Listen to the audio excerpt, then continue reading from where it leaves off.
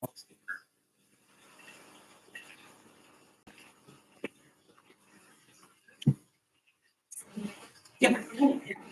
right, August 19th, city council meeting, in attendance, Bert Wright, John Valencourt.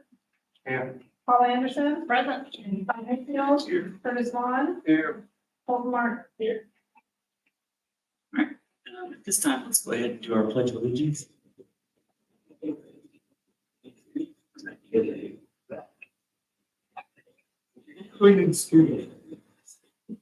I pledge allegiance to the flag of the United States of America and to the republic for which it stands, one nation, under God, indivisible, with liberty and justice for all.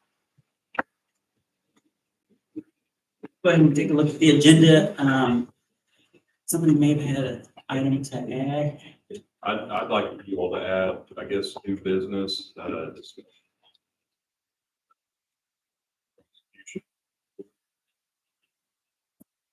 So item C for new business, discussion of prosecution work. please.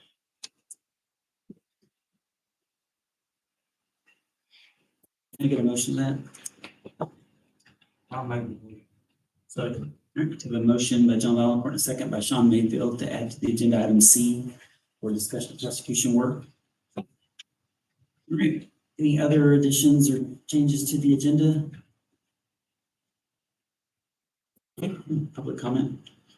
All right, have a motion to approve. Motion by Colton Martin. Second by Curtis Vaughn. All those in favor? And we'll move on now to public input. Anybody that wants to come up and speak at the podium, I've got 2 minutes. You can come up. Anybody from the public? No, no takers. All right. So we'll move on to the approval of the minutes. I think we've got the June minutes. You guys have been able to review. In light of having to sit through the whole thing, try to. I'm willing to entertain that. If you guys would like, we can move up the, it's gonna be well, we have to do the ordinance approving the annexation, third reading, and we get it approved, and then we do the resolution for great date time. We move that to the top, A and B. Just shift everything. Yes. Okay, so we'll entertain a motion to adjust the agenda.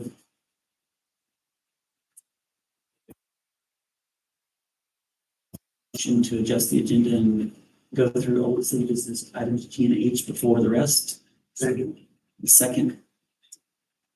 All those in favor? What happened to?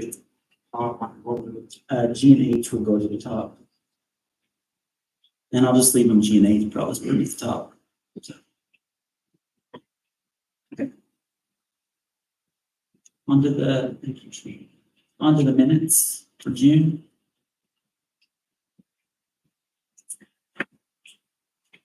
Anybody changes, corrections? What, June 10th? The June 10th.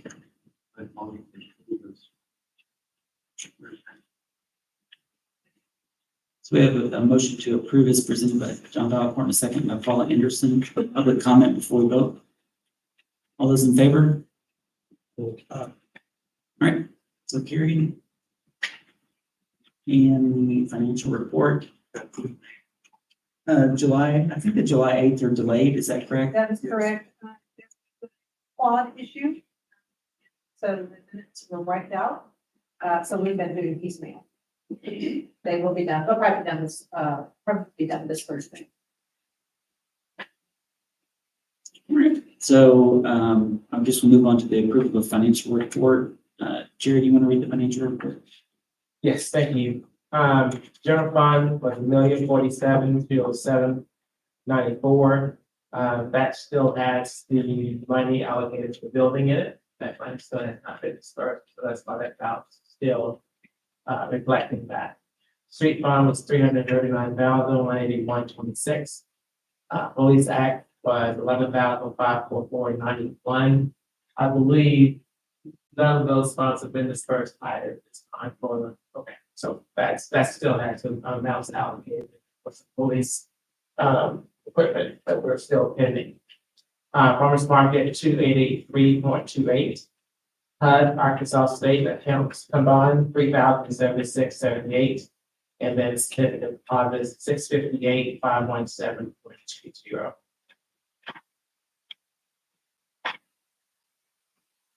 Can I get a motion entertained to approve the financial report? Make a motion to approve financial report. Last week. So we have a motion to approve by Paul Anderson, second by John Valencourt. Any public comment before we vote? All those in favor? So approved. On to the reports. We got the police department report.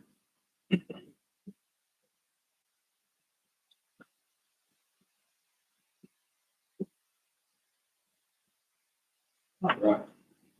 So the month of July, we had 170 calls for service. The charges, 1 criminal, 1 PCS, 1 PDP, 1 warrant.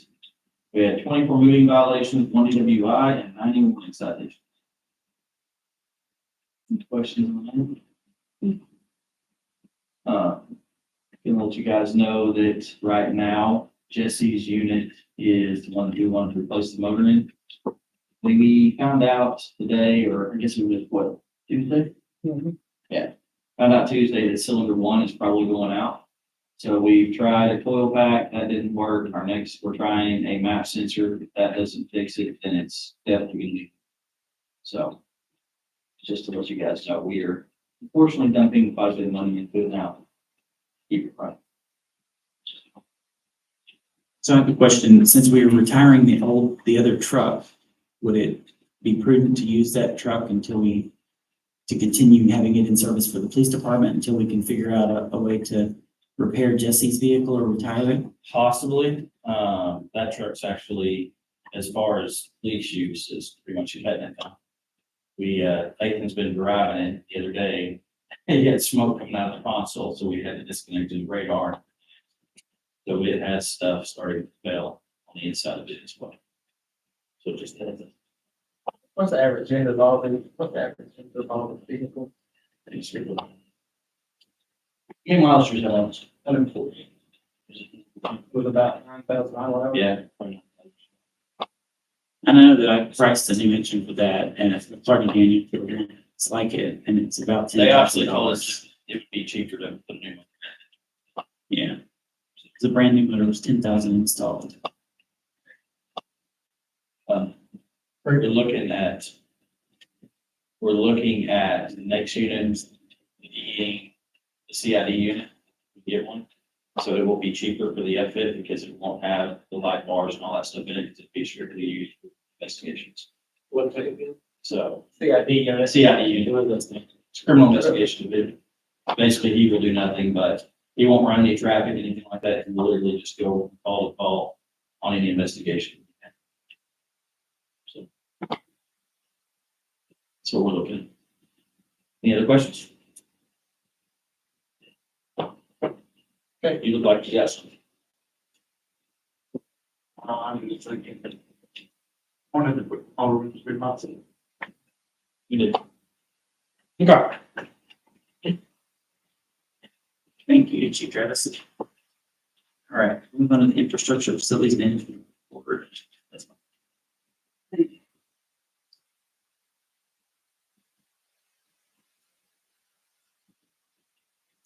So the city park assisted volunteers with planning new blue spruce at the community building and spread mulch at the creek access points near the park north entrance. Mowed all park areas, including entrances, city hall, community building, assisted with city events and set up the community building, farmers market, maintain landscaping, water and sewer cleanup. Roads, they've successfully patched all of the potholes that were problematic throughout the city as of today. Completed brush hogging on in the lane, Wyman, west and south. Sharp fire tower, Grade Drive. Maintenance, spread the chocolate rock in front of the Flower community building and finish that up. Moved metal pipe behind City Hall to clear space for the new shop, collected trash after the events at the community building. Magnolia helped with weed eating in most areas around town. future projects, and they've already fixed this pothole at Oxford Bend. Patched the edge of the pavement at Wyman, sealed the wall at the South Park entrance, that's to preserve the wood there. And then continue installing the new street signs for all the streets. Seal, clean concrete at Oxford Bend Bridge, seal Blue Springs Road Bridge, and then repairs to Paul Prairie Bridge, which the Paul Prairie Bridge has been repaired. It was finished this last week. And then pressure wash stripe City Hall parking lot, which is in, I think we've already contracted now with the company to do that. We're going to be getting that done in the next month. And then landscape around North Entrance Monument. Any other questions on that? I've got a question. Sure. Patch the edge of the pavement on Wyman Road. Is that where that kind of the bump is and it's tearing off the top? Thank you. Yeah. And we don't know whether we're going to be able to do that with city or we're going to have to get that contractor to fix it.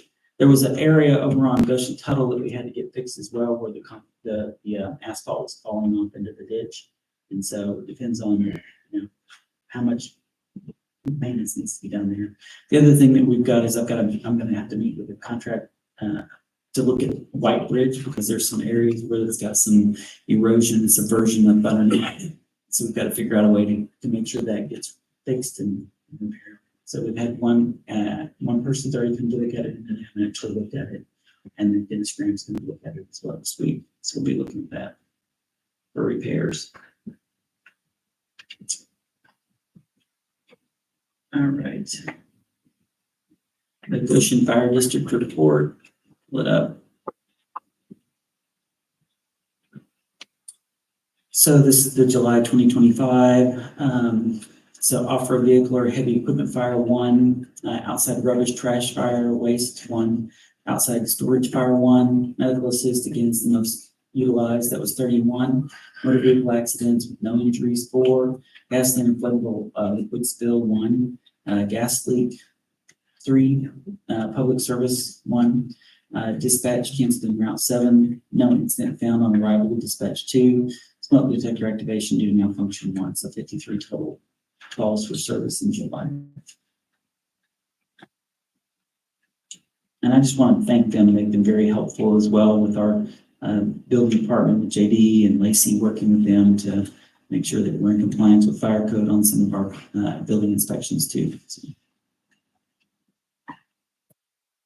All right, move on to the planning commission report. Lacey, if you want to come up and do that for us. You've got the planning commission report. I've got the board of zoning agenda. Reporting brand adjustment. You want to do yours first? Yeah.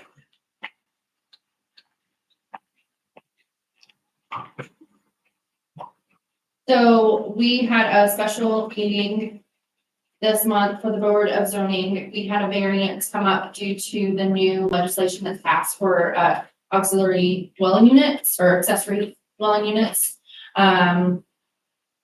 This one was at 1295 Misty Valley. The meeting was properly advertised in the newspaper as a public hearing in accordance with all of our regulations. The special session was scheduled due to a unique circumstance.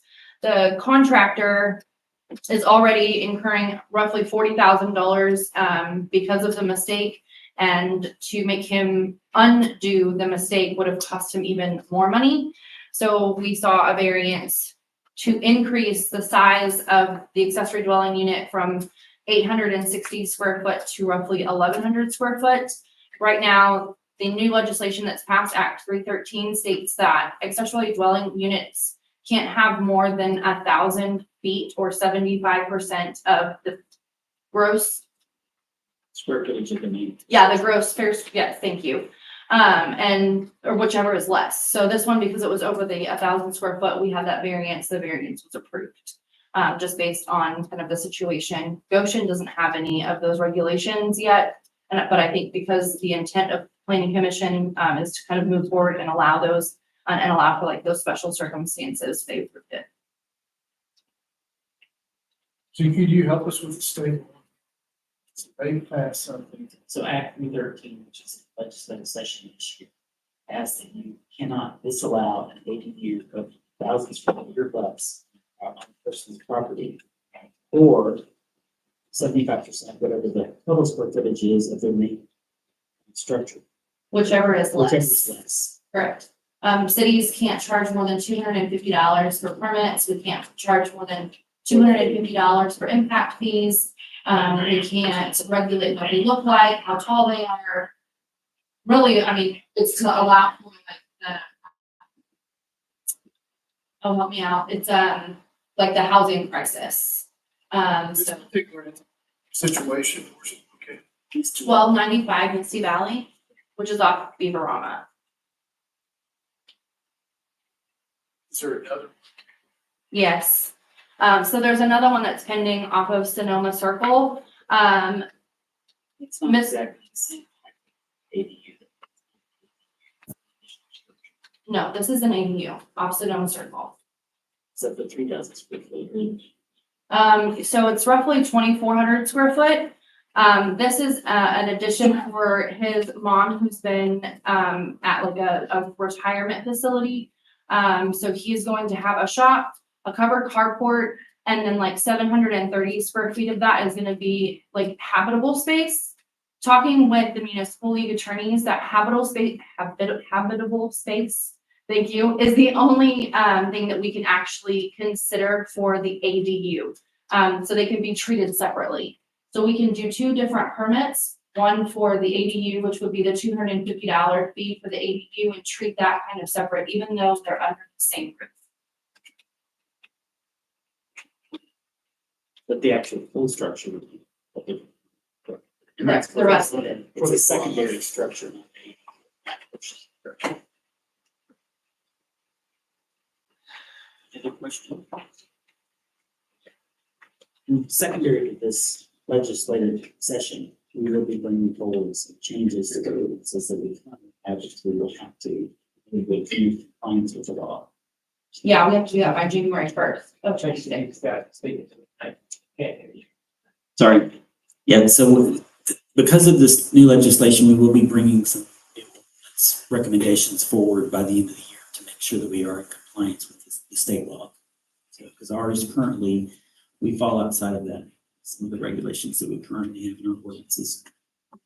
Yeah, I've been emailing back and forth with the Arkansas Municipal League and the attorneys.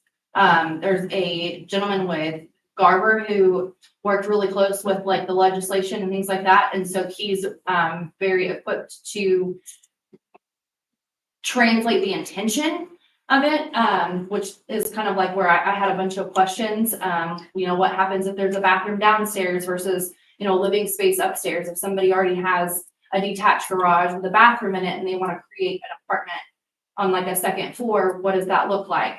And we can actually take the bathroom plus the living space and call that the ADU, the habitable space, and treat the rest of it separately. But I'll just go to planning commission if they make recommendations. Thank you, Lisa. All right, to the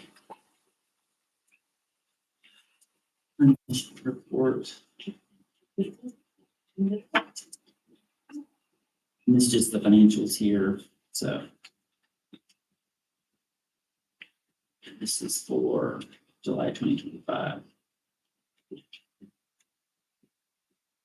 So fees collected year to date, $1,000 for 2025. And the July question. And you can see that's less than what we've been at each and every year, but part of that's because of the moratorium with the water. I was gonna say, Lacey had an update on the water situation for Fayetteville, that they're nearing completion, right? So some part, maybe fourth quarter, the first quarter. So, It should be, so that I know that right now they're on Gully Road, and the issue there is that they've got to get the pumps installed and all that piping in before they can actually lift that moratorium. So hopefully by first quarter 2026, that'll be. All right, so we move on to the building inspection report to the.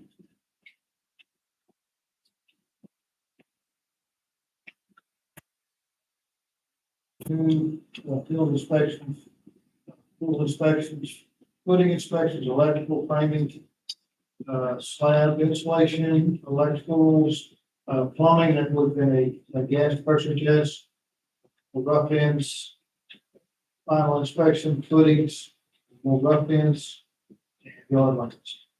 Appreciate Lacey helping me with the report. We'll put more information on it. She did this month. We'll continue cleaning it up a little bit. Questions? Is there additional information that needs to be on it? We'll clean it up a little bit more.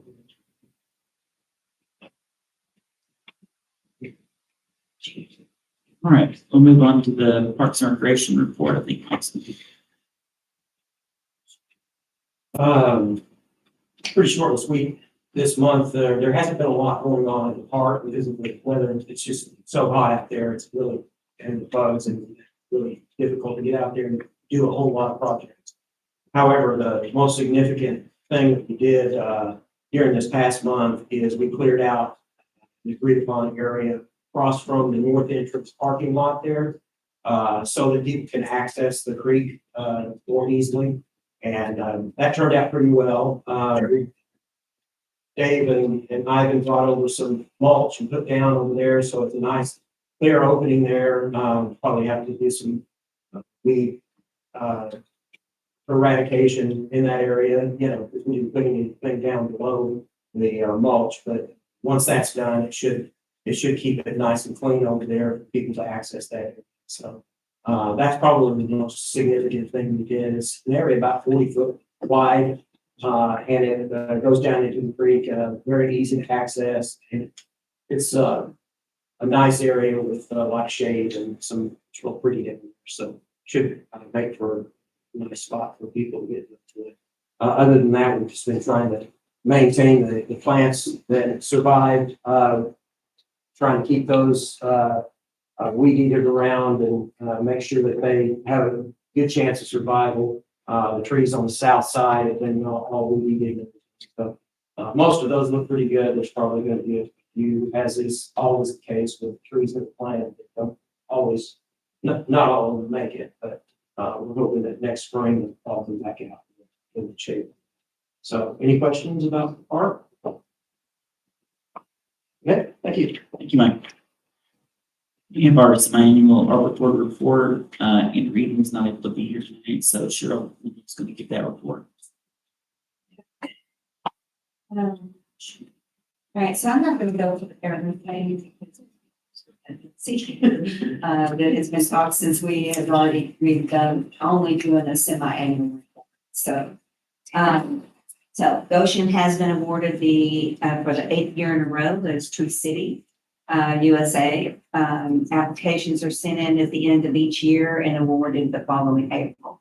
So this last April is when we were awarded that 8th year. So our annual budget of $5,000, we put that towards the trees that were planted at Mill Branch Park South, the south entrance. There were about 88 trees and bushes planted. There's going to be a few that might need to be replaced this next year, but we're going to wait and see what happens to them. So that might be, they're under warranty, so it shouldn't be at any additional expense. We're planning on our 2026 annual budget. We're still working on that. So we're definitely thinking that it's going to stay right at $5,000 as well. The Free Tree Friday event was successful. That was back in April. We gave away about 300 trees on that day, and the Forestry Division brought not only seedlings, but potted trees. So we gave all of those away. We had about 200 trees remaining after the Free Tree Friday, and we distributed those at the Goshen Farmers Market the following week, and they were all taken. And then just to let you know that our Free Tree Friday event, we had some volunteers there that was actually from Elkins. And I thought that was kind of awesome. They're from the Army Consultants of Elkins. And anyway, outside of, the mayor and some other people were there. So, you know that the swamp tree has been moved, the Christmas tree has been removed. We planted a new Christmas tree, blue spruce, and it's doing really well. And after the swamp on both, With planted. I think the swamp oak is gonna be fine. It's still, Wasn't that planted with a Christmas tree? that was, So yes. the swamp oak. It was there. Yeah, It was growing in it. And it was planted, replanted. Where the old Christmas tree. Her tree was. The cedar, there was a cedar that had died, that was the Christmas tree that had been planted there. We pulled it out because it was dead, and we moved that swamp oak to that site because it was already a hole there. It showed up. And then there was a tree that got blown over in the storm. We removed that and put the new Christmas tree in that spot. We're just trying to save from digging too many guys. So, One hole. all right. Anyway, the Arbor Board, along with Mike Nemo, Parks Commission, Mayor Stroud, and the city staff, they planted about 78 trees alongside the creek, on the north side of the Mill Branch Park. There, like they said, there's been several of those that have washed away. And we do, as an Arbor Board, are planning to maybe replace some of those this next year. So we'll see. Like I said, we're still working on our budget. So, anyway, a total of 163 trees have been planted so far in the city of Goshen, 75 at north entrance, 88 at the south entrance, and our total cost of the trees was $20,000, and that's including from Designscapes on the south entrance. The volunteers from the Arbor Board joined the Parks Commission at the city day of the Goshen's Farmers Market. And we just gave away some literature, answered questions, encouraged people to do the parks survey. You know, just was there showing our faces.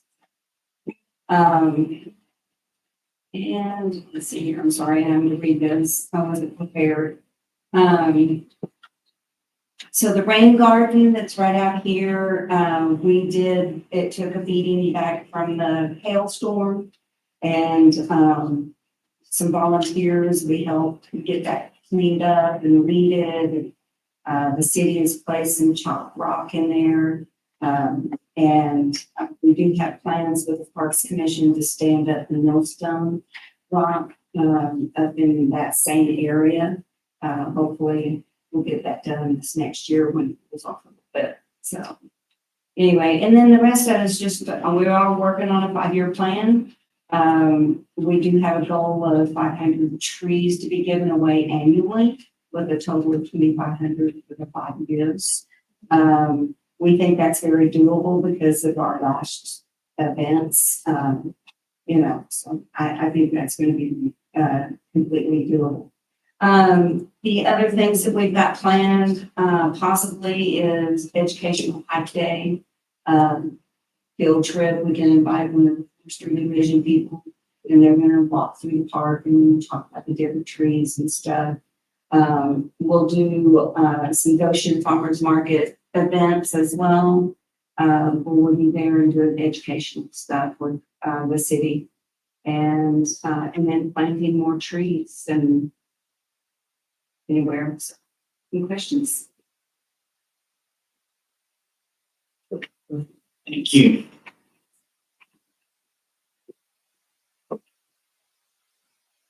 Move on to old business.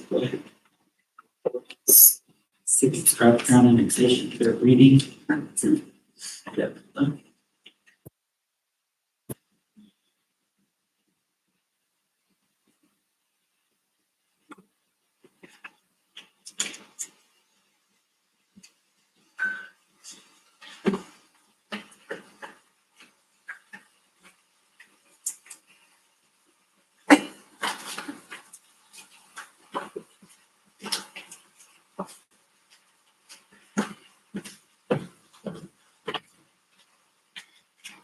We need a motion to read the ordinance for accepting the annexation of certain territory, Stroud Crown annexation. Old business item G. Moved it up. That Brian can read this for, Make a motion to suspend the rules for reading by title only. Don't spend the whole, but read it on. Read title only. to have a motion, to have a second? Second. All right, to have a motion by Paul Anderson, second by Sean Mayfield. All right, roll call. Davenport, No. Paul Anderson, Yes. Sean Mayfield, Yes. Curtis Vaughn, Yes. Mike Martin. Yes. An ordinance accepting the annexation of certain territory to the city of Goshen, approving the schedule of services to be extended to said area and assigning such area to a board.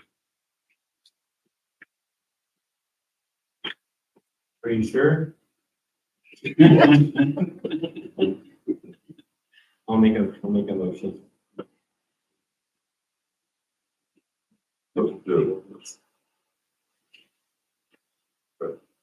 We have a motion to adopt the ordinance. It's written. Give a second. All right, so motion by Colton Martin, second by Curtis Vaughn. Any public comment? We do a roll call vote. All right, roll call vote. John Davenport, No. Paul Anderson, Yes. Sean Mayfield, Yes. Curtis Vaughn, Yes. Mike Martin. Yes. Section 5 is first reading clause. You all wanted to adopt it. That was voted on. In order for us to be able to appoint Day to the Parks Commission, we have to accept the emergency clause to accept this. So, we want to entertain a motion to accept an emergency clause. I have a process question. If this is accepted, under the emergency clause, does the city just take this like tomorrow to get filed and file stamped? Can we do that? Okay, thank you. Sorry, I'm not seeing the emergency clause on here. Section 5. Section 5 just doesn't have a title. next to Oh, it. okay. I'm just used to seeing it. Yeah. Not by itself.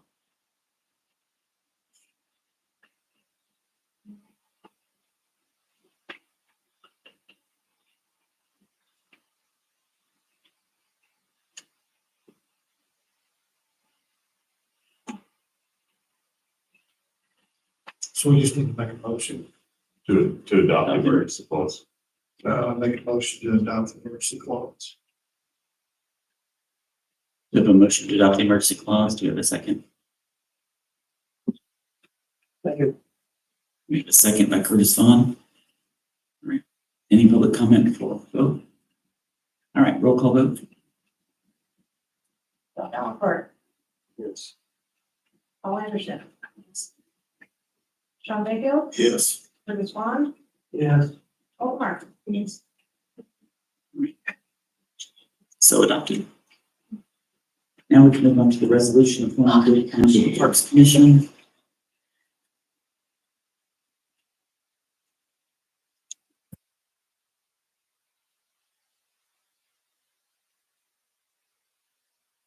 Yes, please.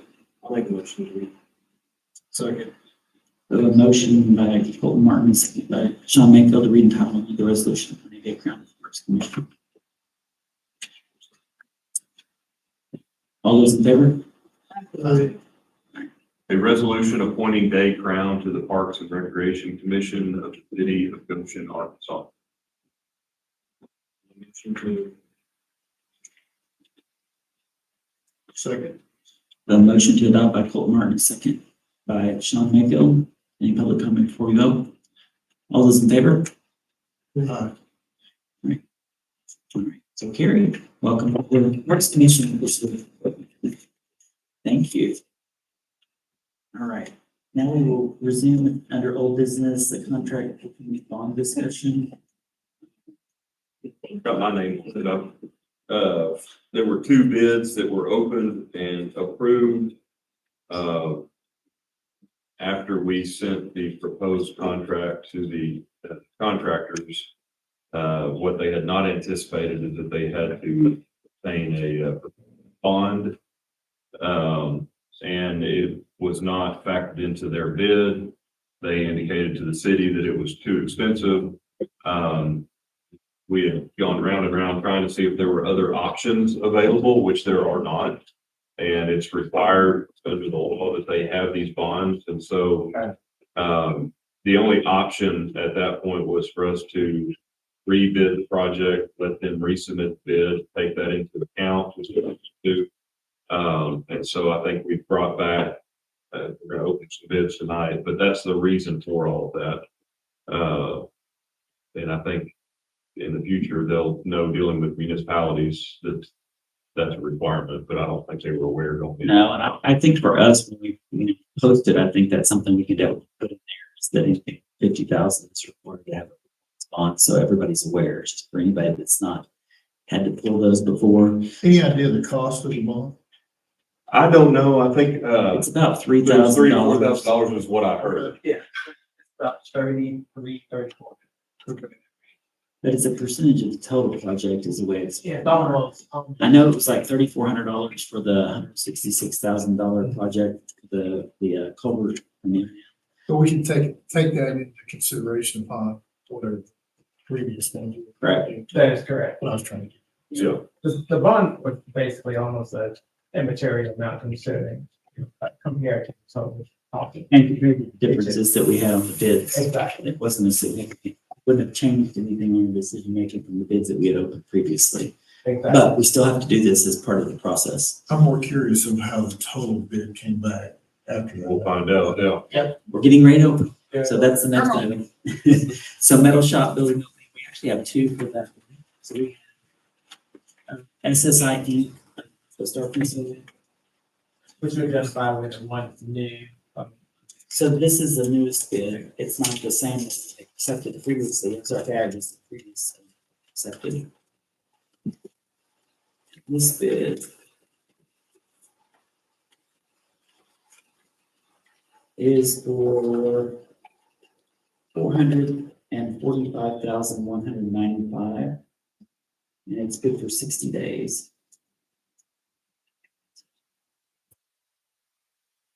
Was the president that submitted that bid? But that is for That's for the metal shop building. the metal shop. Yeah, $445,195.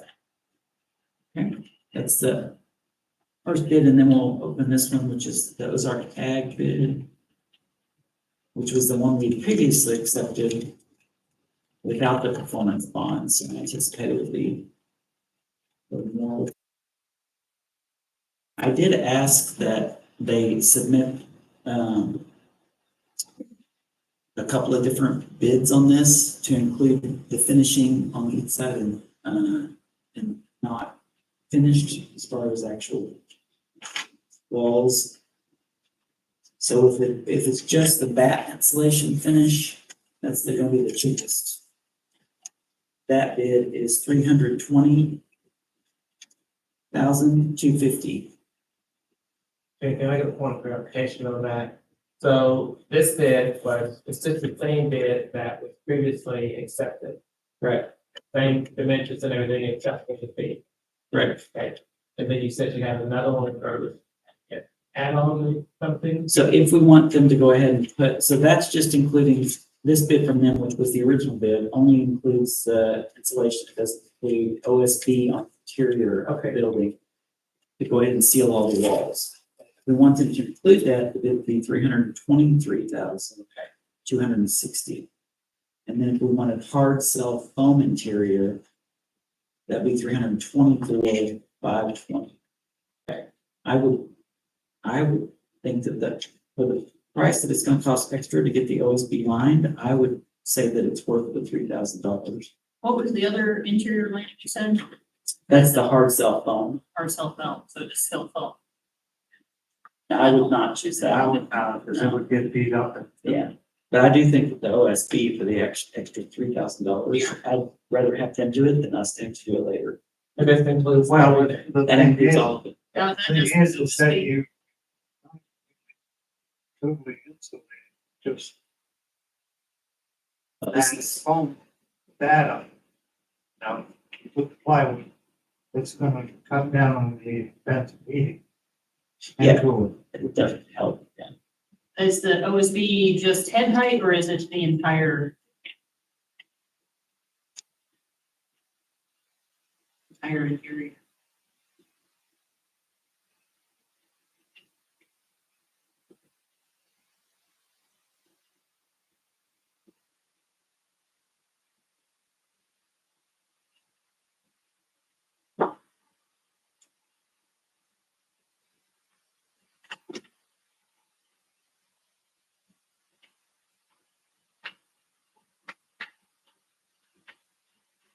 Says all of the exterior walls. Covered, says covered, so I would assume from floor to ceiling. It's covered. With the specifics. With 7/16 OSB, That's worth it for 3,000. absolutely. Yeah. So You're already there. here's So. 296, I think. Last time, without the, Without the performance bond, it was like 296, I think. So, Yes, it was basically right at 397. yeah. So we can just put the performance bid, just put it below $50,000. And I don't know whether they adjusted this as well, because I know that last bid, he had talked to an electrician that was gonna complete the project, and I know he'd gone back and talked to another electrician. So I know he was concerned about that with his last bid, because he was afraid it was gonna go over. That's why he couldn't wiggle in the performance bond. Yeah, He was already yeah. cutting a fine line. So 323,260 looks like the bid that you guys are wanting to accept is okay. Is that correct? With those, Are those only two now? that's the only two. Okay. So you got the choice of 445,195 from looks like Trent Hanna with SSI, or Ozark Ag for a total of 323,260. Make a motion to approve and accept the bid, thank you, for $323,260. That includes OSB on the inside of its structure. Shop. Okay, so I have a motion and a second to accept the bid from Ozark Ag dated August 18, 2025, to include the OSB. Any public comment before we Yeah, vote? I have a question. Did the specs call for installation and sealing as well? Does. It does, Yeah. okay. It's gonna get really hot. Yep. Well, and then we have the mini splits and we have gas propane heat in it as well. So, Thank you. all right. All those in favor? Okay.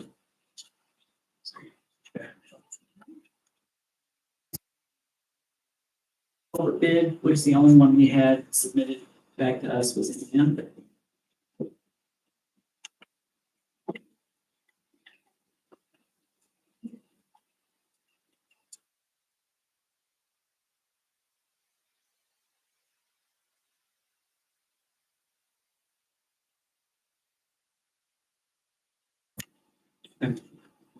So the original bid was for 133,500. The amended bid is for 137,171.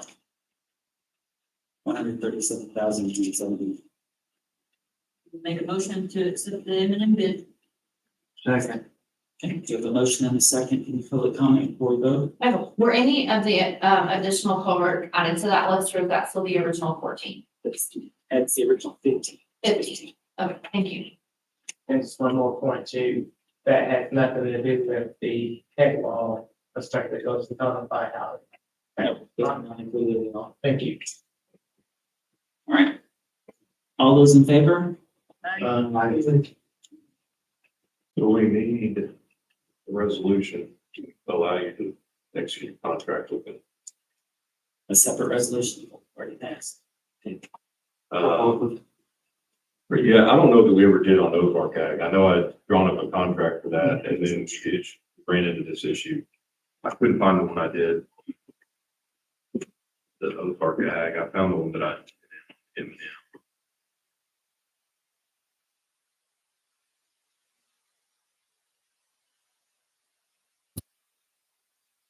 That's what I couldn't make any changes until we knew what this was. And I know they're ready to start immediately. So technically, yes. I mean, I can have it done quickly. And we could meet whenever you all want to try to. But that's what we need to do. I'm on next week. What day you guys want? I can.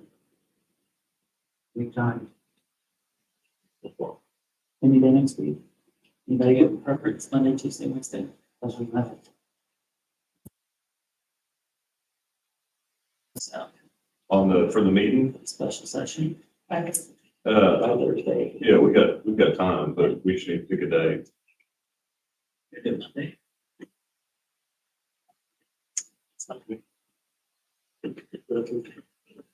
Okay, but it's about. Where it is? Monday? All right, so Monday, Okay. what time do you guys want the meeting? 6:30 is fine. 6:30. Shauna just texted me, and said that there is an Ozark Act resolution. I just couldn't find it here, but we're gonna have to do both of those They have at to the be same time. they have to be redone. This is separate bids now. The contracts will have to be amended with the new dollar amount and the resolution. Has to be amended. Okay, she just wanted you to know that they No, I are. think we have. Okay. Yeah, we just didn't, can't. Monday, Monday at 6:30? 6:30. Okay. So we'll let them know. Friday's gonna do both. Contract. Correct, yeah. Okay. revise the contracts on both. Gina, that'll. I think it's special session. No, we don't need. Can you confirm with Kashana that it's not booked on Monday? If it is booked, we can just meet down at City City Hall. Hall. Yeah. That'll be- Yeah. It should be quick. I don't imagine we'll have a huge ensemble of people want to be there. No. She's getting. Oh, so that's one. Well, the weekend coming up, holiday. The next Monday. Labor Day weekend. She said Monday, fine. I didn't even have to text her, she's watching. The weekend. Labor Day, what that, Friday. All right, so Monday, 6:30. Okay. All right, now we can move on to the ordinance adopting the driveway regulations. This will be the third reading for it.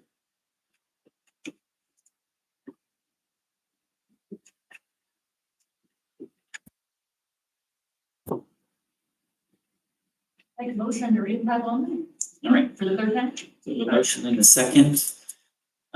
Reading title only. Any public comment? We'll do roll call vote.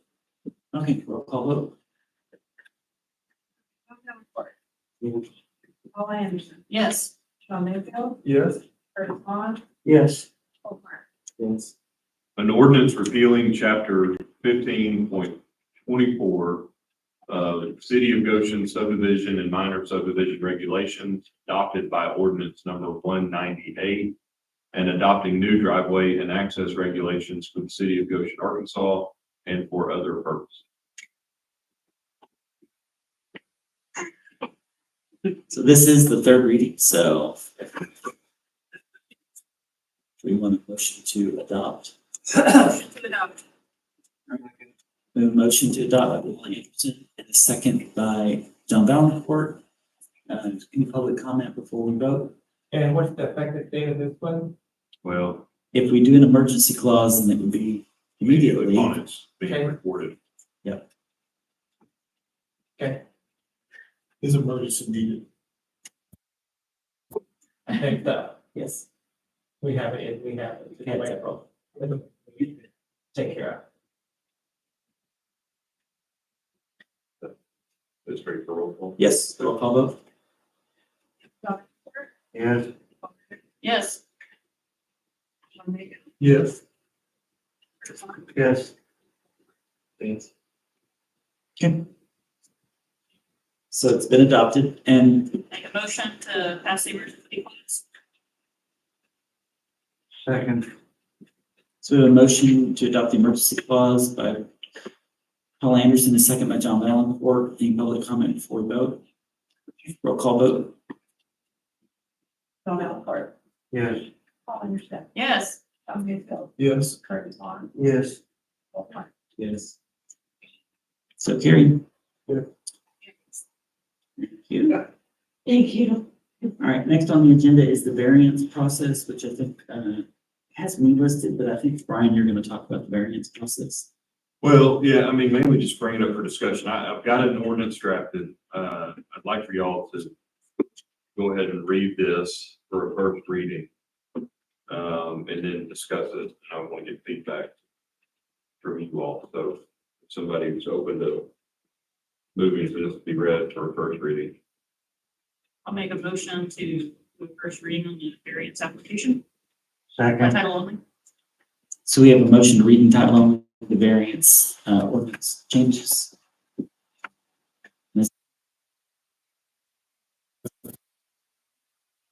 All right, we're good. Where can I see this information? Read. You can email City Hall. Sorry, roll call vote. Okay, Tom Hazelton, Yes. Paul Anderson, Yes, Tom Mayfield, Yes. Curtis Vaughn, Yes. Martin. Yes. An ordinance establishing a variance and appeal process for decisions regarding driveways, signs, and outdoor lighting and for other purposes. Yeah, so discussion. So I've gone back and forth trying to figure out how to put this together and determine what the intent. I know planning commission's the one that started the idea of doing this to allow some variances to come through. And the way I've got it drafted is that the planning commission would hear any of these variance requests at a hearing. And if the applicant did not receive the variance that they requested, this sets out an appeal process for them to bring that to you all, for you all to rule on the appeal. Additionally, if an aggrieved citizen, neighbor, whoever that might be, disagrees with the granting of a variance, I've allowed some avenue for them to appeal that as well, although it's not directly, they would have to come to one of you all to bring the appeal. The reason for that, I reached out to one of the city attorneys at Fayetteville, one of the assistant city attorneys. That's how they do it there. And it was more geared towards, not just anybody on a whim can go appeal this when they're really not impacted by it. So you all kind of would vet that if it's a legitimate one, you all would bring that appeal here to possibly overturn the granting of that variance. And so I'm open to any and all suggestions, comments, criticism from you all. This was just my attempt to put something on paper so that we can start working through this and try and get something together. The appeal by somebody that's not happy with the granting is a neighbor or. It could be anybody that lives in the city. They'd have to bring it to one of the council. Anybody, and if somebody brought that to you, you would have, and they could bring it to every one of you all. And if one of you felt like it was a valid request, y'all could bring that, y'all could initiate the appeal back to city council. would it win? No, No, back to it would council. come to you all. The only thing I was looking at, Overturn. Would it be an avenue to be able to, if they did bring it to a council member, any council member would have to by itself, instead of maybe a majority of the council members before. it would just Well, go on the agenda. The council members couldn't discuss it before they get here, so just have to be one would make it an agenda item. Okay. For that to be heard. Okay, and then would it have a chance where the council members would bring it up at a meeting and send it back would it go back to the planning? It would be a commission for final another decision. Consideration? It would be a final decision and that could be appealed to circuit court. Now, one of the things I was looking at on this is that I know that this specifically says driveway signs, outdoor lighting. Right. And I know that we've discussed that there may be need for other appeal processes outside of that. So I don't know if we want to include that in this ordinance specifically, or if we just want this ordinance to address the driveway sign and outdoor lighting. Other things that they come up as an appeal to some ordinance that they have. So, Yeah, I mean, that's a valid point, I think.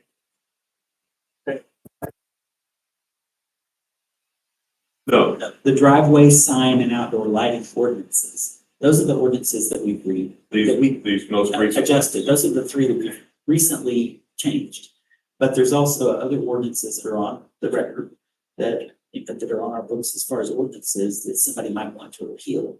And so they may want to be appeal not being able to have a gated entry, for instance. And there's no variance process right now for them to be able to do that with the places. And we had discussed They that. did. Yeah, we have. I would like. I think it should, I would like to see that. Well, I mean, if we're gonna, I don't know if we just add that, or if we just don't if we don't specify it's just for these ordinances. Correct. But this is Well- the appeal process for how anything gets appealed. But I mean, we can't just say for any and all, I don't think, I mean, I don't know that we want to be that broad. And likewise, some ordinances obviously aren't, they're not in the purview of planning Yeah, commission. that's true. Could we narrow it to subdivision and zoning board, like the regulations for subdivisions and We zoning? can, but some of, we've removed driveway from that, and it's now its own. That is a hard, because then can you just do decisions by the. Well, but we have to establish what it is that they are deciding, what their variance request. I mean, I'm open to any and all suggestions. It's just some of the, then we, once you make one change, then it opens up a whole nother set of issues. Brian, are they categorized under titles under codification? So I know that like chapter 1524 is under like title 15. Title 19 is zoning, title 21 or something like that is subdivision. Is there, title 11 has to do with building. Is there a way for us to add that to the codification under a title and use the titles? Yeah, no, it's a good one. Taylor, it to the intent of what you're trying to accomplish. Like you said. I almost think if we do that though, we need to, because we would need to then have one specifically to each section, which is not a huge deal. But some of the findings of fact that might need to be determined by the body that's hearing that. Right, the questions may not apply to all. Correct. So it may be just minor tweaks between one and the other, but I do like that idea of maybe doing one for each specific title. And just as for historical, for those that don't know, the reason this came about was because we took it out of each of these individual ordinances so that we could come up with one uniform policy of an appeals process or variance process. So that's why this has come forward as a separate ordinance, because we didn't want to have it every single ordinance individually. So. Well, in a general sense, what are y'all's opinions on kind of the process that this follows? I like the process, and I would add in the American there. I was gonna say, if they submitted that to City Hall, would that comply? Well, the applicant always can appeal all the way through. It's the way this is set out. But let's say an applicant wants to have some variance to their sign ordinance. Right. Or to the sign ordinance, and it gets granted. But somebody that is not a neighbor, doesn't live anywhere near, but drives up and down and is somewhat have an issue with that sign. I don't know that we want to leave it wide open to where anybody that's disgruntled can go file the appeal. But maybe y'all do. But they could bring it to you as a council. Correct. Person and say, hey, I really have a problem with this. Can you bring this to them? My thought was if somebody called City Hall and wanted to. I think that Then city- you'd have to say, we need to contact the council. City Hall could maybe vet with the questions. So if their appeal process or their variance is that they, you know, hey, somebody just went through this a variance process and it was approved, and I want to appeal that it was approved, could there be a vetting process? Like, well, your appeal has to match or answer the same kinds of questions that the variance would have to answer. Well, I think that you just refer them to the council person that is in there. I can, yeah. Because there's, that's what you're gonna have. Yeah. Ordinance. And they, talk to the council person and they say, yes, I agree. Talk to your council. But Okay. you're the one, I guess, for somebody in the community to. Be somebody lives within the Or city. should you- Well, I mean, it would be a resident. I mean, I guess conceivably you all take a point, but it doesn't here, but I think, but the way I've got this worded, you, I'll go back to read again, but you all are opinion on behalf of the residential property. So it's all whoever's impacted by it, but I think an applicant receives a different due process than somebody who's not an applicant and possibly not even affected by the outcome at all, but just wants to start trouble. I mean, that could be a place. I don't know, I stole that idea from Fayetteville and it seemed to make sense as I was mulling through that. And so that's why I took that approach with this draft. One, you like what Lacy had, Mm-hmm. and why don't you, For each of these, I mean, when I say each of these titles, I mean, we've got, yeah, but you can put the titles in this. well, you can, but that's what I'm saying. Some of them, the fact finding may be entirely different and necessary in one category, and it may not apply to the other. And that was kind of tricky with this one too, because on the findings of fact or what needed to be determined, I've stuck in a provision about electronic signs. I knew that from my recent discussions that needed to be in there, but it's not applicable to obviously driveway lighting. So The difficulty is titles are going to change as ordinances change. Right. And as we adopt new ordinances, then those titles will change as well. Well, then, what does that give us? 5. And you could look and see what all of the different ordinances that would apply to planning commission, their purview, like oversight, and if the board is an adjustment, including all of those. But again, other than going by title, I don't know a better way to do it. Well, that's what I'm saying. And then you just go through every ordinance. And I don't know, Brian, maybe I'm wrong. You know more about codification than I do, but can't you put a policy under like a zoning, the title of zoning? Or a policy under subdivision regulations? Aren't there different chapters that could be its own policy? yeah, I mean, I'm sitting here looking on Unicode with ours. Yeah, so, Title 14 is zoning, and within 14, we could have a subdivision that applies to this. But right, it would be, we get there by separate ordinance. so I think Tailored that to each, if you have like, a driveway policy, a lighting policy, a sign policy, all underneath title, 11 or title 19, whichever it is, for zoning, could a variance process apply to the title That's what versus each individual chapter? Yeah, but. Like, so say- necessarily everything. Well, that's why there's different titles. And I, Wouldn't necessarily.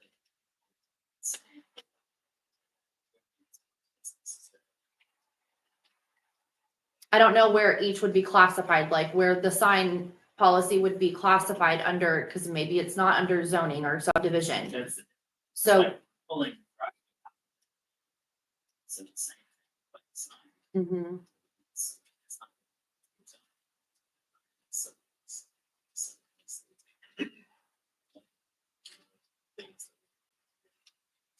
Yeah, I'm that. Can I make a suggestion? Why, since we've got all of these ideals being talked around tonight, And just to sake of interest, one of the, maybe set up a committee to take what Brian has put out there, come up with some ideas and bring it back. Bring it back and let the committee look at it, bring it back to you guys and discuss some options of looking at it. This is such a small topic though, I don't know that it's worthwhile to. Are there to any, take one that- yeah, any immediate cases that were? Nothing's out there. So I just. We don't need to form another committee. Well, I So- think committee, well, what I'm referring to is this is an executive committee, not so much formal within the existing executive office we have now. Lacey, myself, and also maybe a council member. I think that just needed a little bit more procedure. Because things coming from the planning commission that they have approved, and they come to the council, and you cannot override them. That kind of undermines them just a little bit, if that's the case, and I want to be forced to circuit court. Instead of maybe going back to the committee for reconsideration, if you send it back. I just think there needs to be a little bit more process. This would be the process. Right, this is the process, especially they appeal it, you know, and they go through it. And that's the process. That's what I'm saying, I think the process maybe needs to be adjusted. I don't think it's the process. I think it's the questions that the fact finding. Well, that would be part of the process of fact finding. Yeah, I mean, I think we just need to decide which things can be appealed. Yeah, like those things. What goes to claims, zoning. if it's twofold, it's variance, number one. And then, Correct. the appeal side of it is very simple. It's same across the board. It's just a decision made by this body and where it be appealed to. And you know what the process is of doing that. The other part of it is the variances. That's really where each separate topics, issues might need So do we want a to different change, approach on the variance. do we want to change this ordinance to remove the variance process, to appeals process for the ordinance? Simple appeals process for everything. Separate ordinance for variances. We can, but part of it is right now, like, the reason we talked about this beginning is planning commission and Lacey, correct me if I'm wrong, I know you've been in a lot of those meetings. Planning commission set some strict, and I know y'all passed it, but it came through them first through the hearings, but some strict terminology. Essentially, right now, the only thing that has a variance process is zoning. There is Right. nothing for subdivisions. There's nothing for gated communities, and now there's not even anything for driveways. We just adopted a whole new driveway regulation with an emergency clause, and there's no variance. So if somebody wants a variance to put a driveway closer, Good doing.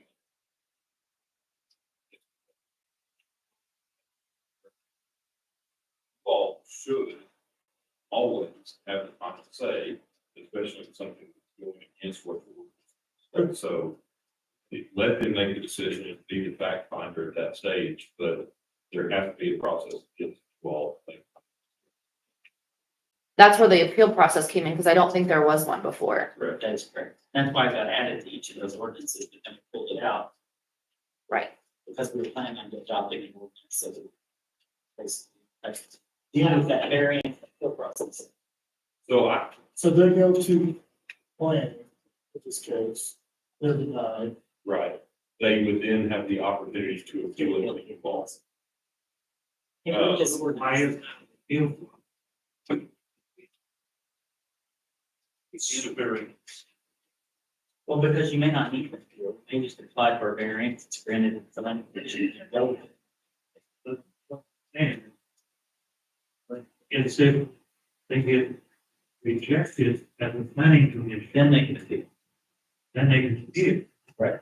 Because if they get their variance at the planning commission, They don't need to. they don't need to appeal.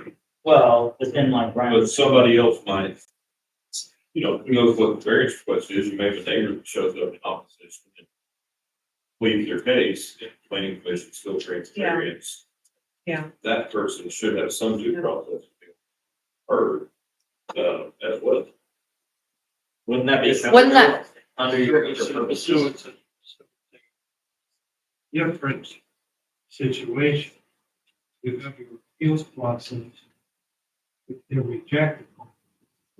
Sorry. It's still an appeals process, but it's slightly different if it's the applicant or somebody. That's what I'm saying. We're very. Okay.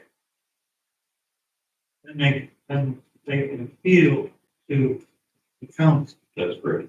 okay? Now, if somebody goes to a variance and it's granted, and their neighbor spoke and was against it, we're saying, want them to have an opportunity Yeah, To appeal that decision. but the way I've got it structured is it goes to the fence. But would they not approve it? No, it was still, because the planning commission decision. I was just thinking, if it's Well, I mean, right way in, so they should go back to the plan first. the problem with that is the cost, because to do all this, there's gonna have to be notice provided. We've got to draft. We've got to send out, notice to the neighbors and the neighbors. And so maybe they weren't at that meeting, but they still have an opportunity. If it's appropriate. in, it's an appeal process. Sure. I think it's. Sounds really But I think it's broadening what all applies or what can be. But. I don't know if Yeah, wouldn't everything else be covered under your other purposes? I mean, it leaves it open. Well, but the context of this is not, I mean, we have to follow what the actual ordinance says, and it's restricted right now just to those three topics, but if it needs to be broad, then we just need to adjust the language. Lacey, I know you had made some. You've got the notes and you have the comments in front of you. You're the only one that has those comments now. So, but also, it's appealed, or sorry, the variance is requested through the Board of Zoning Adjustment, and it says Planning Commission. I just wanted, Yeah.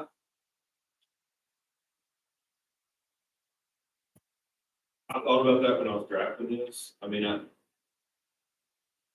me, that never ever makes sense because it's the same body each time.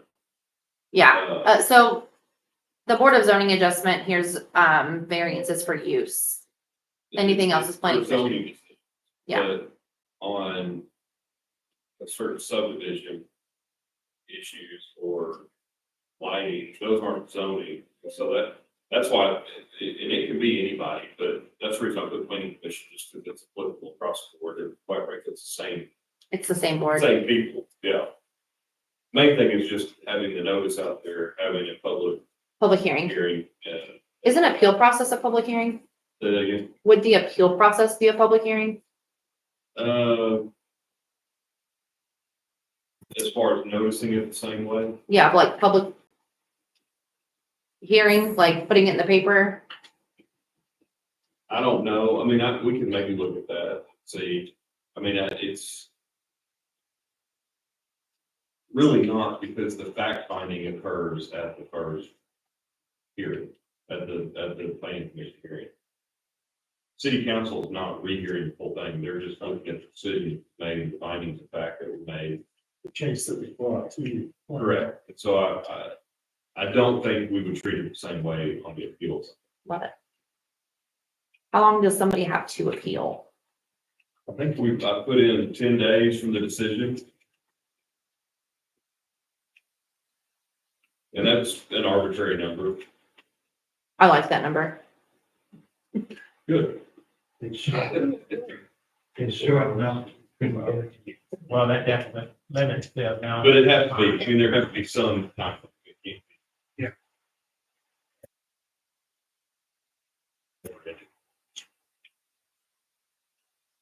we can potentially have a list of things that would be applicable for. the Yeah, process until- I'll work with your office and we can go back and forth and try to figure out how to maybe broaden this and still make it workable. Using the one document. What is in there? I don't know. I mean, I will do it. saying? Everything. Either, I think we probably ought to try to get this done within the next month or two, but at this point, we've adopted 3 ordinances that we don't repeal or during the process. So I'd like us to try to bring back something that's fully polished for the next meeting, and folks that whether it's with it forward or with it. Yeah. Written emergency supplies. How quickly you can work on that, but you know, it, actually, I think it will be at our meeting next week. okay. Do you have to add that to the special session? Well, luckily, we're far enough along in August, because this one was pushed back, that we won't have time for a variance to be put in before the next council meeting either, so. But we could add that to the special session, discussion during the process. Simple changes. Yeah. Yeah, we can work with that. Just let me know what you need from me. Vote to approve. Motion. We have a motion to approve the first reading by Cole Martin, second by Okay. Paul Anderson. All right, any public comment before we vote? Roll call vote? Martin. Yes. Curtis Vaughn. Yes. John Mayfield. Yeah. Paul Anderson. Yes. John Valencourt. Yes. All right, we'll move on now to the ordinance, amending ordinance 171, which is our third reading.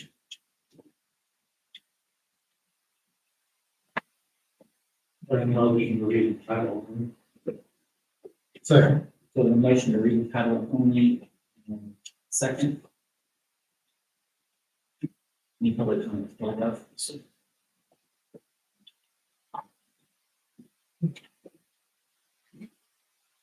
All right.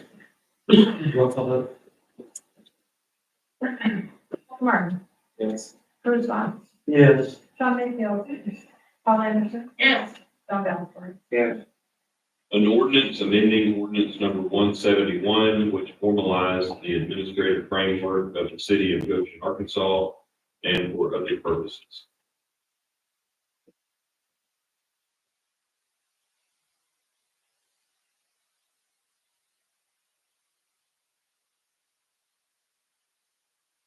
Make a motion to adopt. Second. We have a motion about second. Roll call vote? Paul Martin. Yes. Curtis Vaughn. Yes. John Mayfield. Yes. Paul Anderson. Yes. John. Yes. And we don't have that emergency clause. There's an emergency clause, it says section 3 emergency clause. You guys need it? Probably not. Okay. Yes, please. That's gonna happen. Alright. To the station ordinance proposal.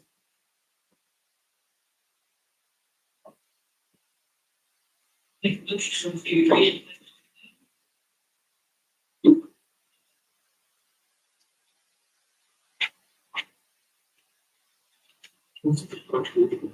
It is, yeah.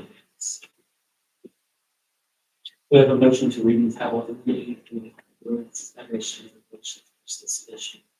Second. Second. We will roll call vote. Paul Martin. Yes. Curtis Vaughn. Yes. John Mayfield. Yes. Paul Anderson. Yes. John Valencourt. Yes. An ordinance establishing regulations for uninvited peddlers and solicitors in the city of Goshen, Arkansas, and for other purposes.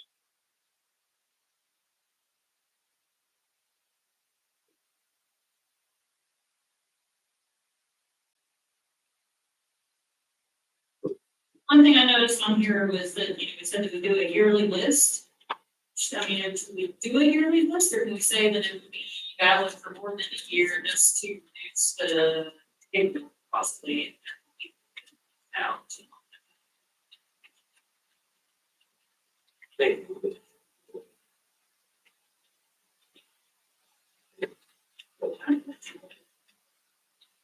Infinity? No, You know, it's changed. Well, I guess, you know, don't get-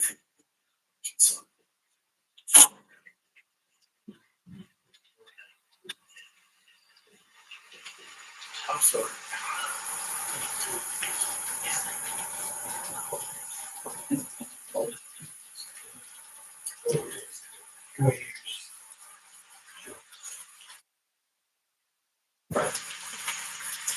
I've got no opinion on that either way, to be honest with you.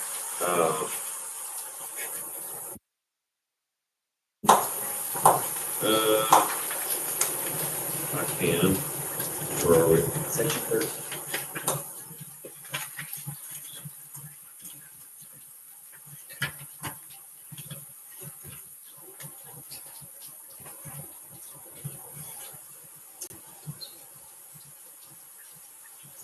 I think I reworded them. I had them different in my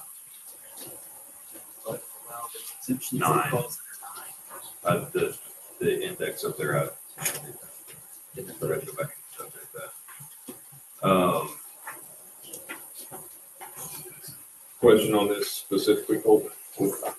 Specifically, like if somebody has trespasses, is this accepting people from trespasses?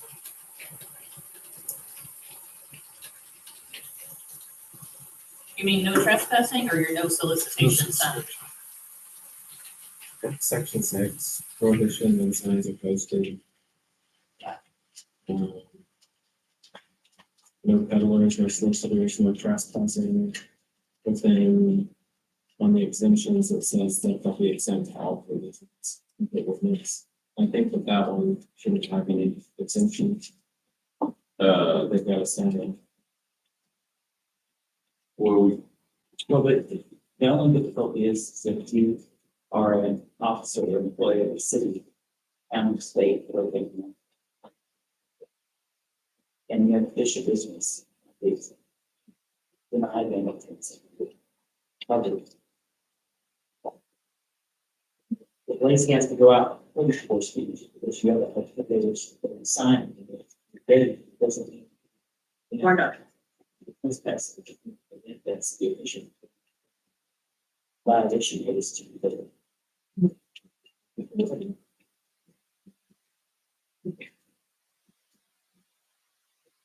Jason. I can't hear you guys. So the question would be. The question would be, if, Colt's question would be, is under the exemptions, one of it says officers, employees of the city, county, state, federal government, any other subdivision thereof on official business. So let's just say that someone has a sign on their gate that says, no solicitation, no peddlers. You're with the city, you go in as a zoning official or, doing some sort of code enforcement. Can you? It's under code. So technically, you're there doing the job. Well, that's what this exemption means. So, Which means that we could do it. correct. I mean, if I'm called there, I'm not allowed to be So you just want to take out the charitable religious nonprofit? That's the second paragraph. But, I mean, out of curiosity, so basically, a couple things. Is Lacey allowed to share their property? If it's on official city business. She's not official then? The only thing I would say is, you're, not that it's, I don't care, but for political campaigns, if someone wanted to go to someone's house and just give them information, if there's no solicitation on their gate, then don't go there. When I campaigned, I did go into a couple of the neighborhoods because it says no solicitation, so I didn't go in there. But is that what we want? Is that what we want in the ordinance?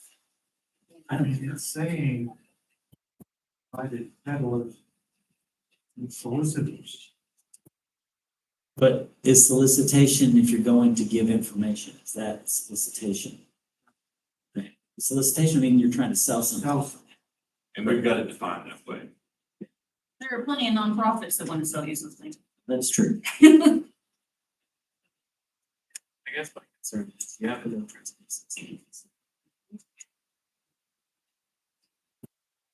Charitable organization with those areas. But there's a difference between no trespassing and solicitation. Trespassing is a state. No, it's in the ordinance. No peddlers, no solicitors, and anything trespassing. And so we're saying that we're giving an exemption to charitable, religious. I don't think it should, if you try to trespass this.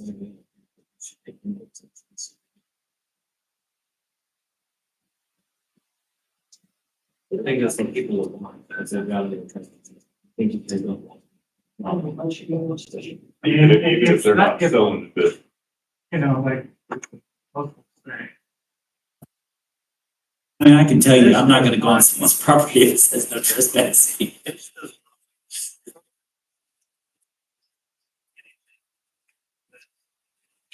The trespassing. Government. Trespassing is state. It's just saying that if a sign says no trespassing, this would Yeah. prevent peddling and solicitation. Because if it's official government, No, but we're talking about under that exemptions under, not under one, but under that number two, which is charitable, religious, nonprofit organizations, political campaign on behalf or in opposition to any candidate. Sure. Trying to sell something. They're trying to sell their ideas, Yeah, and that's not, I mean, we can that's not strike welcome. two from the exemption.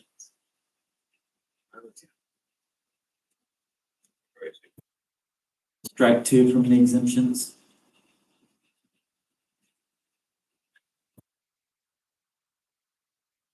There are not arrested any Girl Scouts in Florida. There are lots of. They've done charitable everybody organizations going next to in, me. except They're really against the meeting.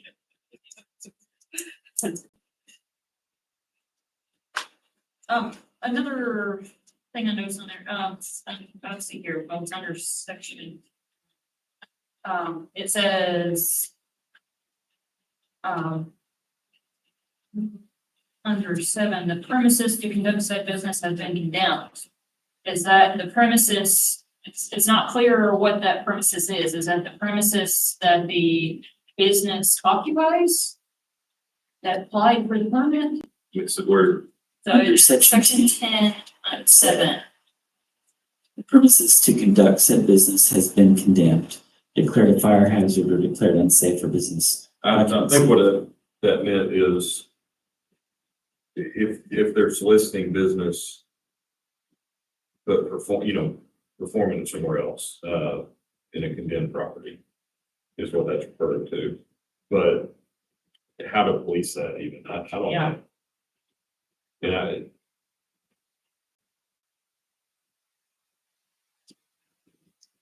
Oh, I see what you're saying. You're soliciting for something, but it's Yeah.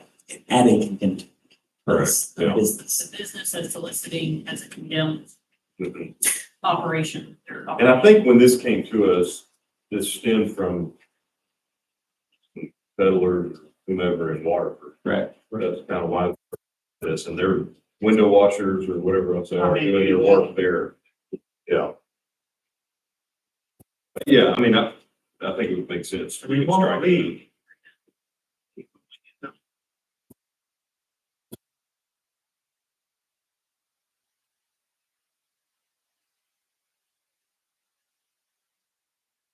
So this is our first reading. Is there any other changes you guys want to see put in? I think Chief does bring up a point though, if you got kids in the neighborhood. Right. That are with the ball team or call it Girl Scouts. Or the school trying to sell their candy bars?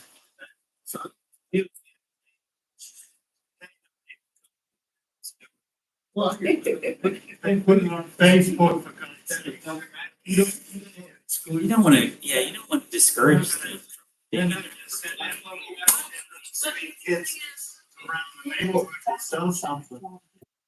I mean, the thing is that you're trying to keep out of what the neighbor comes over with their kids. You want, they're selling cookies, and you've got no trespassing, you got no space. And your neighbor that lives next to you come over to that. Well, but it's only gonna, you're gonna be the one that's gonna decide whether this. Well, of course, you are, but then, the way you do, if, total skits, I have this at my house, I'm not gonna get off my property, total skits, but the business next door to, if you're trying to do this, people trying to get into it, what about these living next? What are you terming next door? Or Walker's house is here, and the house is here. Right, side by side. Yeah, I mean, there's children out there, right? I'm just saying, you're doing a flaw spot here. And, I think that there's also though reasonability. reasonability Exactly. and, enforcement. I Well, don't think that, discretion. yeah, Right. enforcement is at discretion, so, Sure. So Jason, this would, or Chief Travis, this would allow you to enforce for those that were problematic, but not enforce for those that were not problem. Yeah. So, and, yeah, just because the kids don't go to the house ever again. Gate all the way around in the middle and put it on. Can you do that? But at the same time,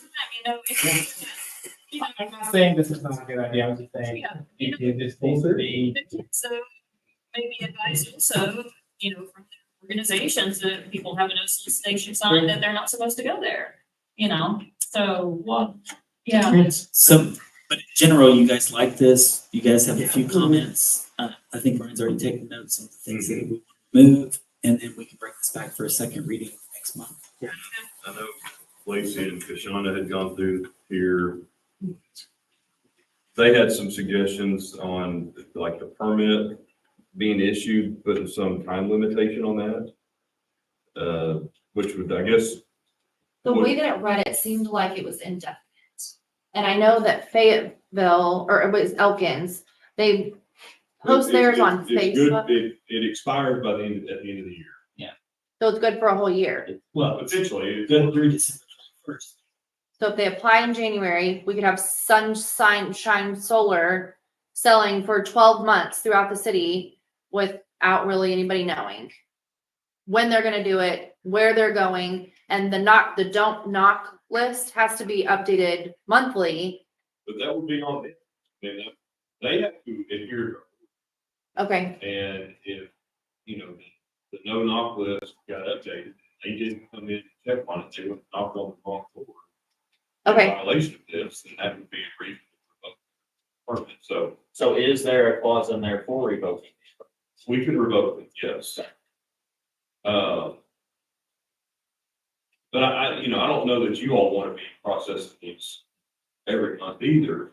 If somebody's gonna be conducting business out of the city for a year, this city staff's obligation is to keep that list updated. You don't have to send it to them, that's on them to come get it. Well, we were thinking of like, how often do we have a solicitor come in to town? I mean, I think we've had like 3 or 4 in the last 3 or 4 years. So, Yeah, that's the issue. The issue is we're gonna send them over. So. I think this won't be done. Forward. as of, But I think we can bring this back and change it. See, add it to. yeah. I don't even truly understand why you need to get permits. I'll let them do it. Well, if they're a legitimate service provider. Well, Get your no solicitation sign ready. No, not. Are you guys comfortable moving on to the next item on the agenda? Approved. Make a motion to approve first reading. second. The motion. Second. Reading. And other to the vote? Yes. I think I'm with John for the first time in my life. I'm completely against this. I guess I should say beforehand, I'm a little disappointed. I don't know if it's standard policy or not, but I came up here specifically for this topic. I've been interested in it since I heard about Birch's comments, because it's a problem for us in Riverside too. I wish I would have known, I guess, that an ordinance was drafted. I had an expectation that it was happening. And I understand it's just the first reading, but I'm a little surprised that it's not made available to anybody in this room to read, because I want to comment, but I can't read it, so I don't know what it says, and to hear things about like, there's a permitting process, and I have no idea. I can't be involved in the conversation or give any input because I can't read it. Is it normal that such a document that gets produced the first time is not brought to the meeting for the public to read, or is that an oversight? Is my question. I think usually it's all brought here for the first time, and then anybody who's there in the public comment. And whatever draft was brought here, a copy can be provided and come back, comment again, second meeting. Yeah, so when you say here, you mean At the meeting. Is that when I say here, I mean here at the meeting. okay, so you mean available to city council and the mayor, or to everyone here? And the city council. Request- And you can request a copy be sent to you, and that way you can make comments, and bring that to your elected official that Yeah, represents you. I think it would be, it's kind of a wasted opportunity, I think, if it's not made available to us, let's say, first thing at this meeting, we really have time to read it, we really have time to comment on it. So it just kind of seems like maybe inefficient to say, after the meeting's over, hey, I'd like to get a copy of that, and I'll be back next month. I think the intent, we're gonna be reading this 3 different times before we ever approve anything. Got that. I understand that for sure, but I think there shouldn't be any wasted opportunities for the public to be as informed with up to the minute, even if it's going to get revised twice for sure, so that we can comment fully, even right now, right? Because I'd love to comment on the whatever are the details about this list, but I don't know anything about it. So since I don't know anything about it, I'll just say, as a singular resident, I would love for this to be as strict as possible. I don't want religious people. I don't want people that are passing out information. I think this lady hit it dead on the nail. Everybody's selling something, period, whether it's direct or indirect. I didn't ask you to come to my door, and I promise you, anybody that shows up is just going to be told to leave right away. And I think you should be careful not to conflate the whole trespassing thing. As the chief said, right, trespassing is already a state statute. So I would ask, is the ordinance being written in a way, are we clear about the intent? The intent is not to address trespassing, because that's going to be handled anyway. But it's the intent not to stop people from knocking in the first place. That's really what we're trying to accomplish, right? We don't want people knocking in the first place. So the minute they knock, they're in violation, and they can be, dealt with however the ordinance is eventually. So that's just my one opinion. Sure, some people feel the same way, maybe some people don't, but I hope this is written as strictly as possible. I don't want anybody on my doorstep, period. I think to your point though, it is written strict. We were trying to figure out for the kids in the neighborhood kind of thing, it's making sure that is that limiting them as well to go from door to door? Sure. I think like some people have commented, enforcement starts with the complainant, right? If a Girl Scout knocks on my door, I call them. But I'm gonna say no politely and ask her to leave. The window washer says, going to tell them no, ask her to leave. Correct. Just keep in mind that any ordinance that you write, that may be your intent, but that may not be the intent. We're just trying to make sure. Sure. Likewise, that some situations are protected. Not, to your point, it's not in this case, what was brought forward with the exterminating groups, right? It's the specific rovers. Yes, that was a big deal right after the hailstorm. Sure. The roofing. So.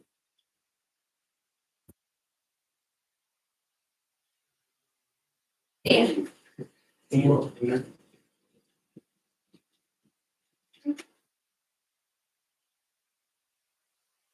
We haven't voted yet, so it's ready for the roll call vote. Any other public comment?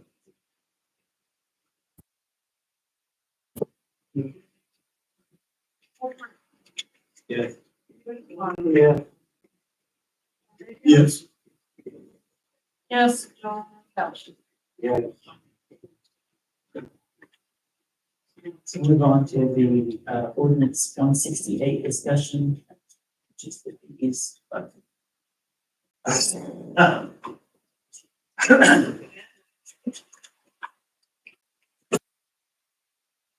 was trying to find my document here. I can't find it. Looks like that. Do what? You did it. Oh, no, it's okay. I have my notes here, so, for the, permit fee for swimming pools, so we're looking at, actually, I've got Yeah. Yes, it's got the revised schedule. I was trying to find the fee schedule myself, and I certainly find it. I saw it earlier today. Here we go. Oh, And it's the revised one. That's the old one. After having scheduled. Is it attached to the resolution? Oh, let's see here.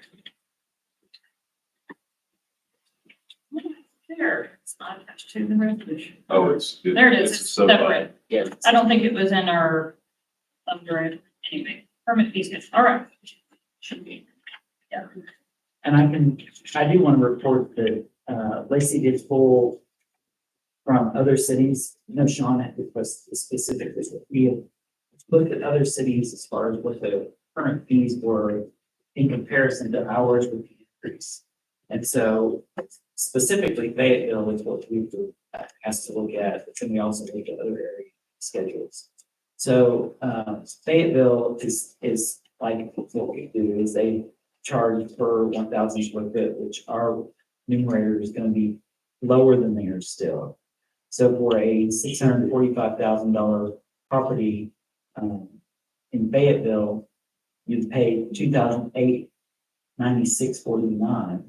And in Goshen, currently, you pay $2,115.65 with a fee increase of $2,760.60.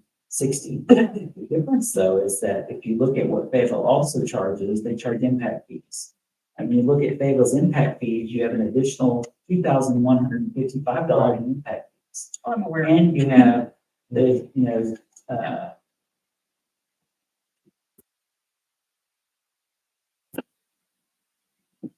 reinspection fees, certificate of occupancy fees, different than ours as well. So, I mean, there's other added fees that you don't see as far as the cost overall is still going to be significant more than what we're charging. So now, if you look at some of the other neighboring cities, Cave Springs, Cave Springs and Rogers are the same. They're still more than us, primarily because they have significant impact fees as well. So Cave Springs impact fees are $3,300. So if you look at their, you get a residential building permit fee on a $645,000 building, it's $1,950, but then you also pay the $3,300 impact fee. So you're looking at, $5,000 to build the same thing in Cave Springs is what we're getting in Goshen for, with the new change, $2,760. So does that help bring things into perspective as far as ours versus the area around us? And Cave Springs and Rogers is the same. In a sense, we've got an impact fee too. You have to buy 2 acres. You don't have to in these other cities. That's not an impact fee, John. I'm just saying, the cost, Yeah, but the thing with you increase the value of your property, you're gonna. this is the council. I understand that, John. The cost, okay, by 2 acres versus 1 acre. So it's an additional expense for somebody to build a house in Goshen, because they're paying for 2 acre lot minimum. But we're Versus- looking at, John, building a property, building a house. If we're looking at the actual cost of that building, and what the permit fee is. So that's how we're trying to, I don't have a preference. The way we did the adjustment on the residential building permits going up is because there is a standard way that it's calculated through how we take what we did last year in volume and revenue, and then the cost that we have in maintaining staff to be able to have building permit division. And then we have a numerator that comes from that.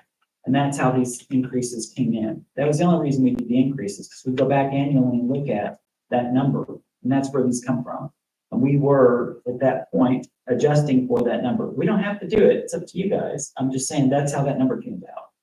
So International Code Council, that's how you go on, you find the formula, you plug it in, and you get a numerator. And I understand all of that. But when we start looking at our fees versus other cities' fees, okay? I have a problem with that.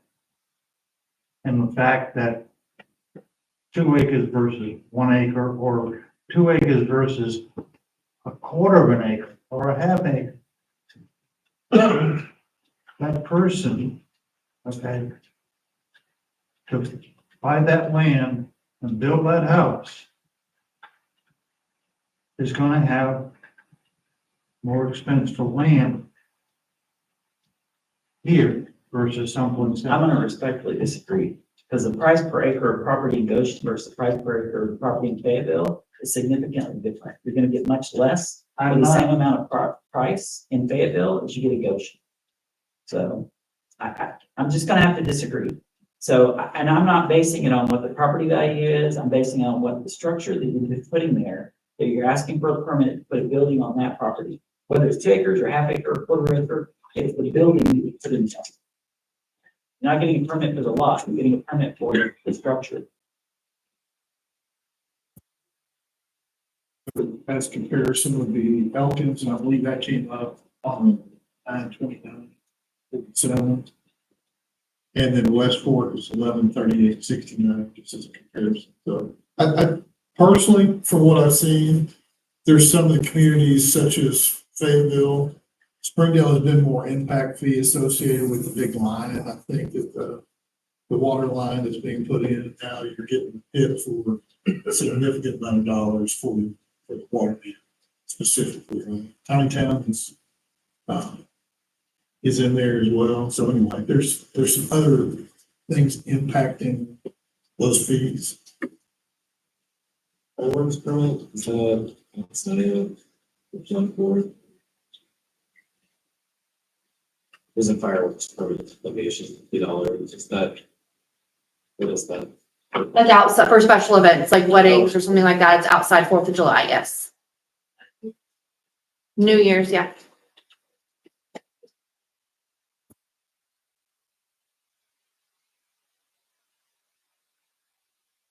Right, now. Thank you. Yeah, thank you. The whole executive team in the city helped put this together. And we were looking at this, even though we looked at other cities, we are a veteran community of veterans. That's where our values are higher for our property, which we did not take into account, because that stays with you. Impact fees don't stay with you. They get added to your cost of the home. It doesn't stay with like landing. You get that back in equity. You don't get that impact fees back in equity. It is a fee. understand. What impact fees are caused by the services that have to be maintained and updated. Okay? Whether that's sewer, water, lines, septic. So I can understand some impact fees for certain things. And for Robert Kirkland said, services that you give to your city. Okay. Because you've got to maintain those. Yeah, correct, okay. And sorry, we don't really have utility services of any kind. Maybe you're just making a point. I'm in service. Okay, Elkins impact fees are just police and fire. I'm in service. Yeah. There is no water. Service. Yeah. My vehicles have to have upfits, they have to have Elkins, gas, we have to have. And not to mention on the street. The street impact construction is significant. Yeah. When you look at how much it restores the streets and roads, you have a heavy push on the streets to get in there, for building supplies. So those are the impact fees that we don't charge.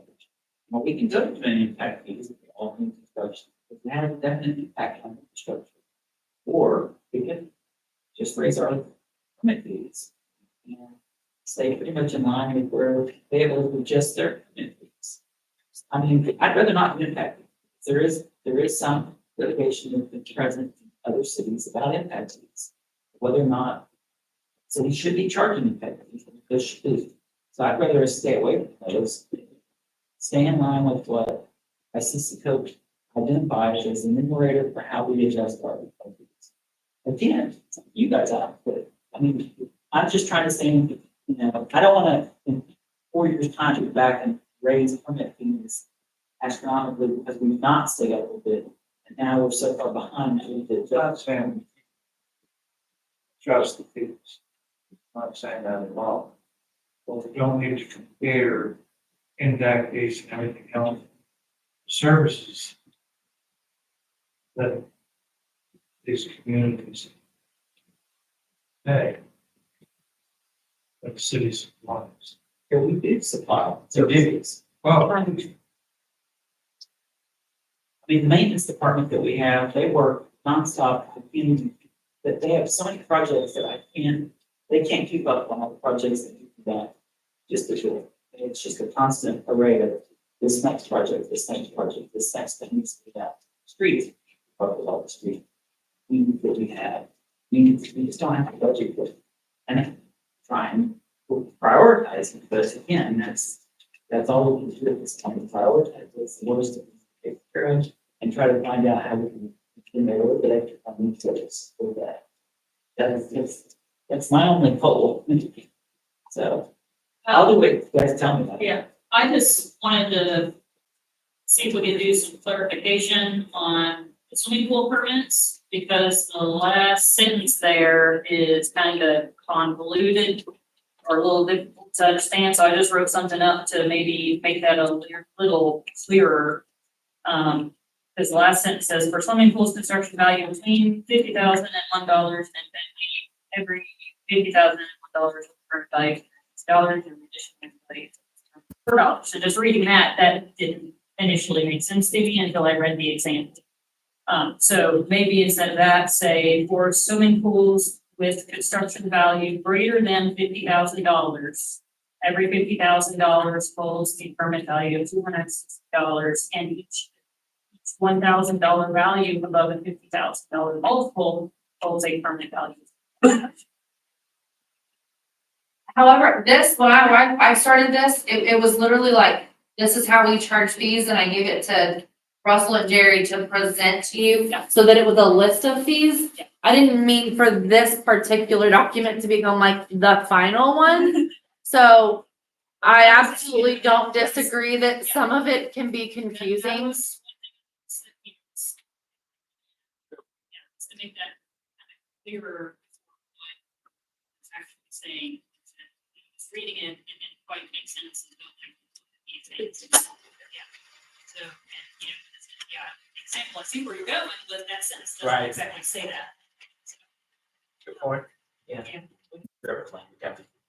And then, right of way and utility permits.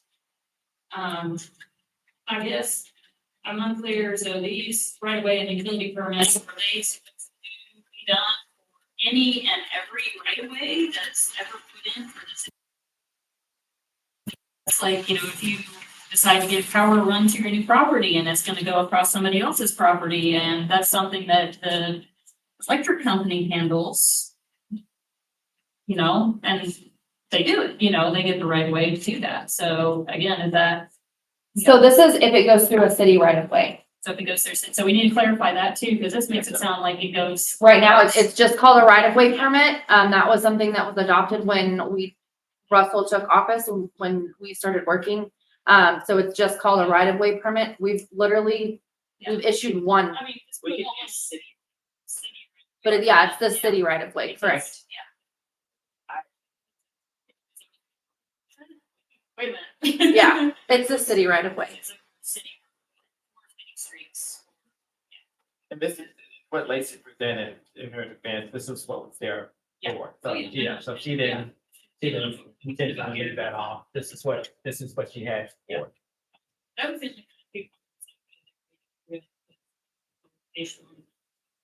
More than $50,000. Right away. Great.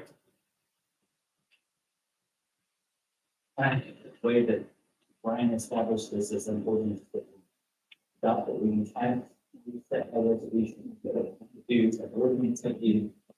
Year or two, please. So, so we can make adjustments to this, to clarify and change that where the wording is better. Is there any other major issues that you guys wanted to change? And I know what I've seen for city of Fayetteville, Fayetteville's water, getting water in inspection and all of that, so. And I know what I paid, and I know what I'm paying just a year later now. I racked it up this month, just in the past, so. But likewise, anybody that gets water. That's in the city, but yeah, so again. So, I mean, I We don't think get that it. I feel- We don't get it. right now, Yeah. it's Don't Goshen residents pay impact fees to pay for water? We do, if you get a new meter, and which I didn't know until we got our meters for the city. then you can be like me and say.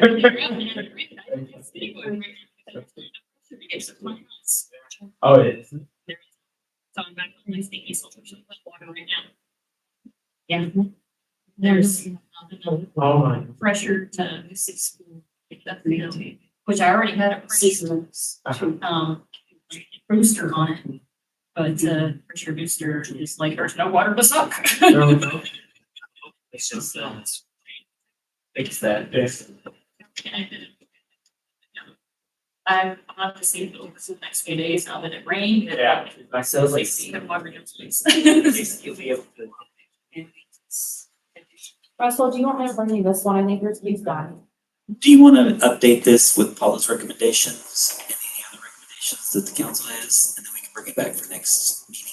Yes, and I was also gonna ask so in ordinance 168, there's like a chart. Would it be easier if I put it back into that chart form without the verbiage? I don't know, I think this is pretty clear. Okay. I mean, just need to sure up Clean it those up. little things, yeah. Okay. Where it's easier to understand, like what I was saying on that. Absolutely. that was the only thing that I was like, huh? Yeah, I'll work with Jerry and Mayor Stroud on those changes, absolutely. And then I think we also wanted to read the ordinance, right? Yeah, we can. Do we want to do anything as far as the fee schedule other than, do we want to do anything as far as approving anything about the fee schedule, or do we want to go ahead and just wait and bring that back and then just do the ordinance for now? Why don't y'all make these changes? Let's table the rest of this. We can come back and, on this exception, because it has to do with the fees and what's going on. We can rush this one through once we have this fee schedule finalized. Until then, our current fee schedule needs to remain in place. So Yeah. touch it in. But one comment that I have around specific to building permit, the change that we're requesting is a 30% increase. Because we're significantly lower than, But we're not. Take impact fees out of it. Building permit to building permit. We're actually above cave, we're above grab it. And I'm glad that you pointed that out because I actually had to call these cities and talk to their planning and their building officials. And the reason that they're able to have those permitting fees so much lower is because they do charge impact fees. And that is exactly what I was told. But what I would ask, is, what are those impacts? So I actually have a breakdown. I apologize, I didn't bring it with me. It is anywhere from fire, police, water, wastewater, streets. So some cities like don't charge for water. So what, and others like Rogers, I think that they don't do water, but they do fire and police. Elkins, they do fire and police. They don't do water. Elkins has a water department, but they have Fayetteville Water as well. So I have that breakdown at the office. Again, I apologize. I didn't bring it. I didn't know that it would have been relevant. But I have that. I see maybe we can just email this. So we can satisfy our curiosity. Absolutely. All right, so we'll table the rest of the permit fees until next meeting. We'll go ahead and move on to the ordinance.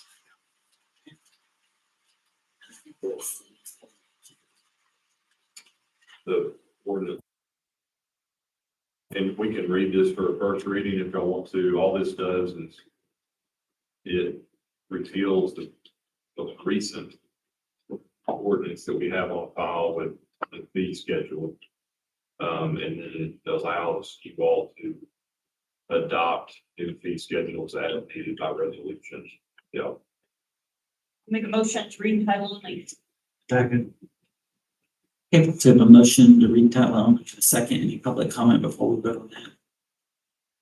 Yeah, Russell, I have a comment. Yeah. Regarding the fees, and building permits, I'm not sure if this is true or not, but I've always heard that Goshen is the #1 city in the state in education per household.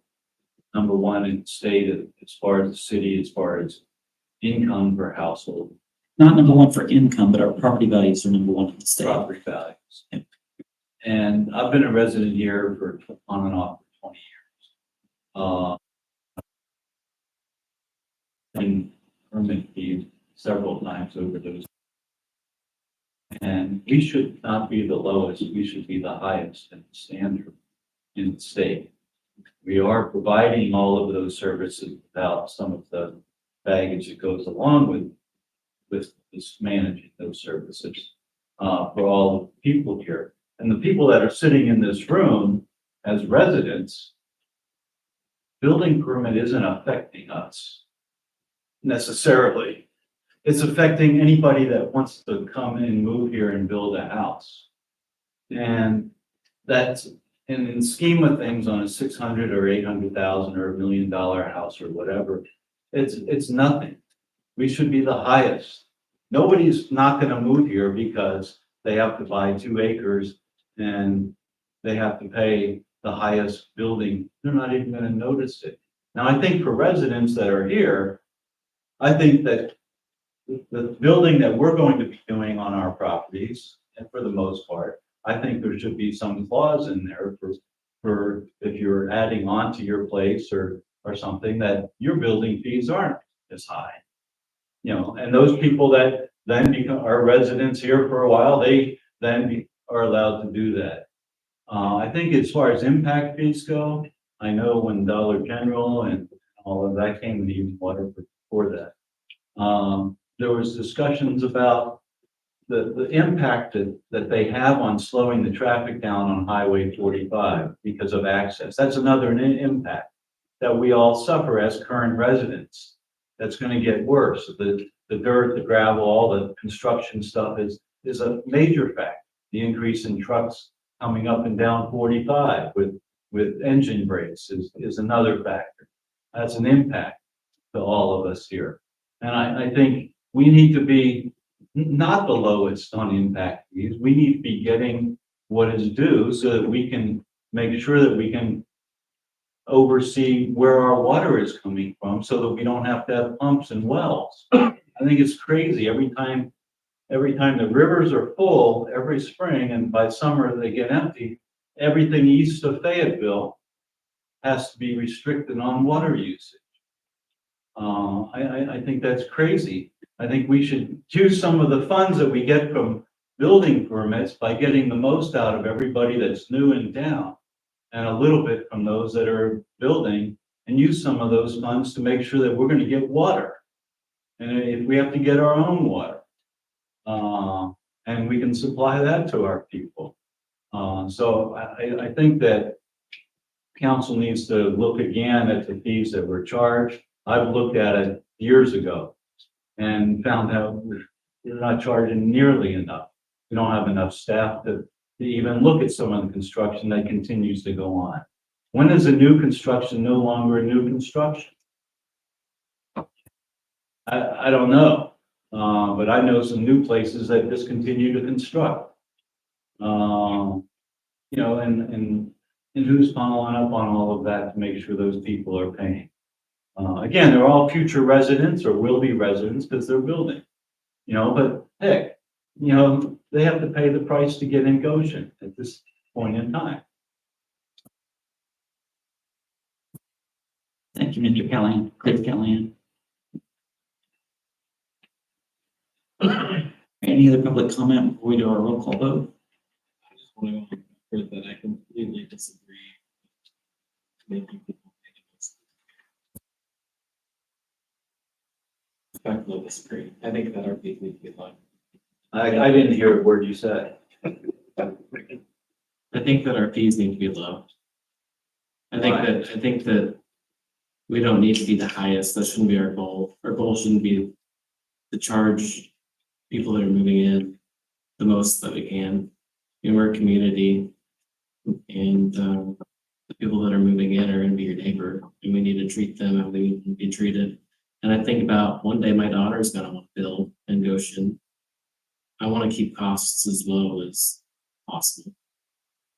I want people to move here. I don't want to set barriers. I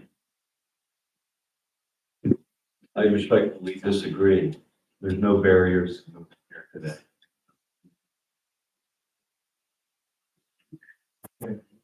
Roll call vote. Paul Martin, Yes. Curtis Vaughn, Yes. Sean Mayfield, Yes. Paul Peterson. Yes. John Valencourt, Yes. An ordinance repealing ordinance number 168 and adopting new procedures for approval of permit fees in the city of Goshen to declare an emergency and for other purposes.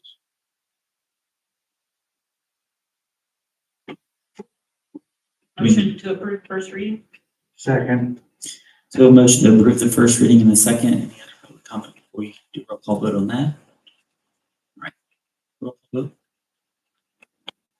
Yes. Yes. Yes. John Valencourt. Yes. All right. First reading's approved. We'll move on to new city business. So the first item on new city business is the discussion that we had about Salisbury Lane, Nimmo Lane, and the naming of that. So I just want to. So I wanted to just give you guys some of the history that city staff had found out. So evidently, when it was originally, that road was vacated and they changed that name to Nimmo Lane, there was completely inaccurate legal description of that actual street that was recorded. So that's one item. The other item is, I have no idea what the intent was at the council at the time. Was it the intent that that entire thing be renamed Nimmo, or was it that Salisbury would remain and then Nimmo would change at the corner? I don't know. So I'm here to ask the council to have that discussion about what they want and how they want that identified. Because if either way, it needs to be correctly identified with a new legal description for Nimmo Lane either way. But do we want to have Nimmo Lane extend from Goshen Tuttle all the way up to Michael Terrell Nimmo's property? Or do we want it to only start at the corner where it cuts off to the left off of Salisbury? And I don't, Polly, you're probably the one that's been here when that was changed, and I don't know what the intent was. I think the intent is to only rename the the little spur, Nemo Lane, because where the spur was, was where, because it was all address confusion, wasn't it? to begin with? That's Church Street. I was at. Yeah. So just the spur had the confusing, conflicting name, and then the rest of it, that was Salisbury. The road.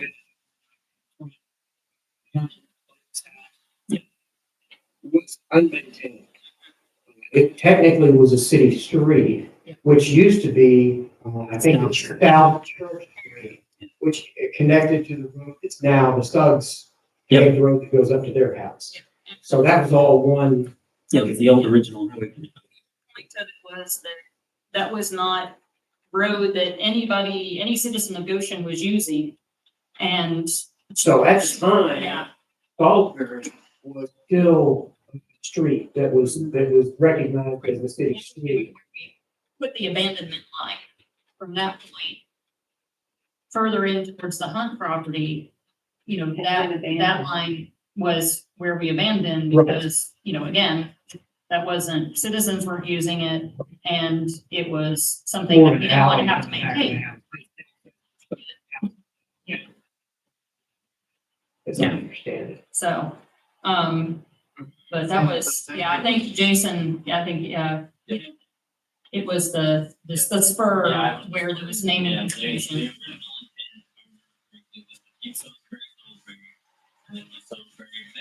Okay. I think that's actually still who is in the candidate. It is. That's what we found out. So Church Street is renamed. no, that is incorrect. North Church Street is where City Hall is. South Church Street became Nemo. Yes. And so South Church Street, I guess, will start at the corner there in front of Helen's house and go up to your driveway. And so, but then the rest would be Salisbury. Is that correct? That's correct. So we'll just need to change the street sign name, and then we need to get a new legal description because it's. So I reached out to the assessor's office, and their GIS expert at the assessor's office actually mapped that out. And sent us over a new map, and it's absolutely dead. Okay, so it is okay then. Yeah. Even though the ordinance that was adopted is wrong. It's actually correct. The ordinance that has been adopted is actually correct, and the exhibit that shows Clark Street, that's because when you map stuff, they're all on like square plats, and those plats are numbered. And they used that square plat, which is where it starts, and it starts here on Clark Street, to measure over to Nemo Lane, but it is actually 100% correct, according to the assessor's office. You can't trust the lines that they. Oh, I've been with 911, it was definitely homework to get a hold of it, so.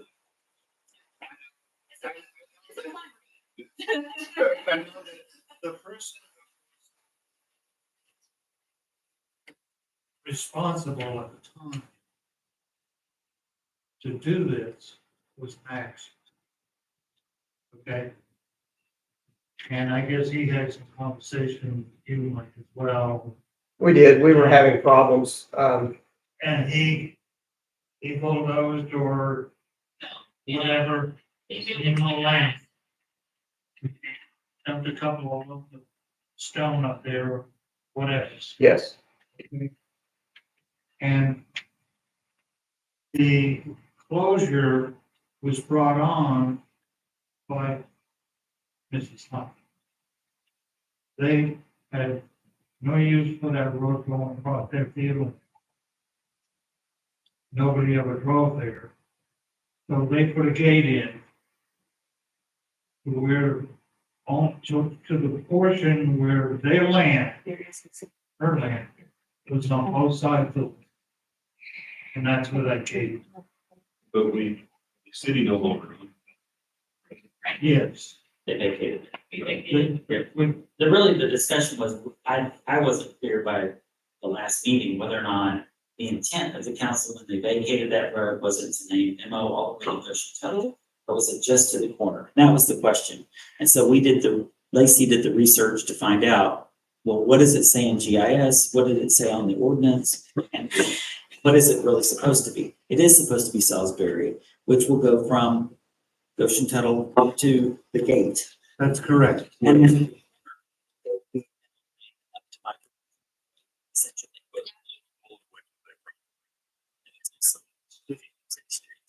So we're talking about two different portions. One we vacated. well, a section of it was vacated from where the Hunt family bought the property that used to go back to the Salisbury. That's not hard.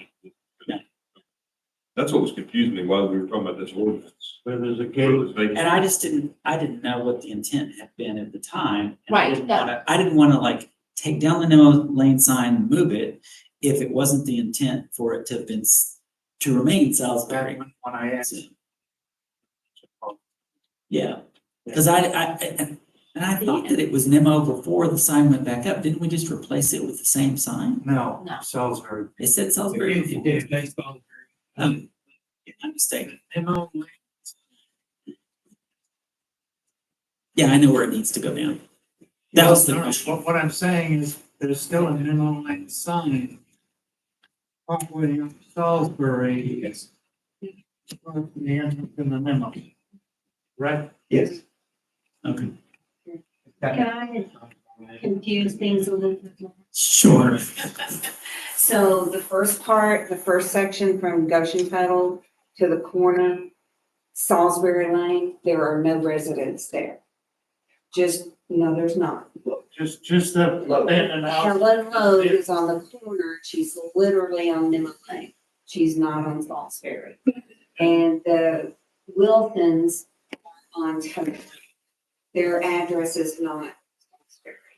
And the people that live in the section over that goes up to the gate are no addresses for Salisbury. Their addresses are on Bowen Avenue. So, So there's no physical addresses that on Salisbury. so to me, it's.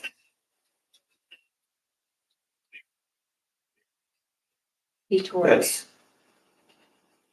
You talking about at the top of the hill, 163 Salisbury? That was the one that got condemned and I tore down for the city. On Salisbury Lane. Oh, the one across from the Wilsons? Yeah. Yes. That's Wilson's property there. It's family owned. That's all part of their property. Yeah, but there could. Feature. Possibly. But Somebody would take that, do the same thing you did. they could do that. I just brought it to you, but I needed to know whether or not we needed to take that Salisbury and what the intent was that. I would just ask the city council if I could just interject this, that it really makes no sense for Salisbury there from Goshen Tuttle up to the corner to exist as Salisbury anymore because there's not any addresses on that, technically.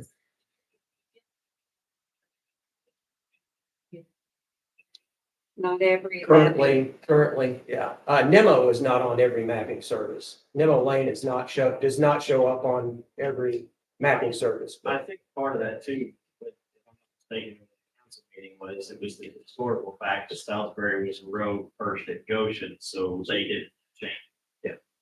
Correct. I don't have a problem with it staying the way it is, but it just seems to make more sense to me. It does, yes.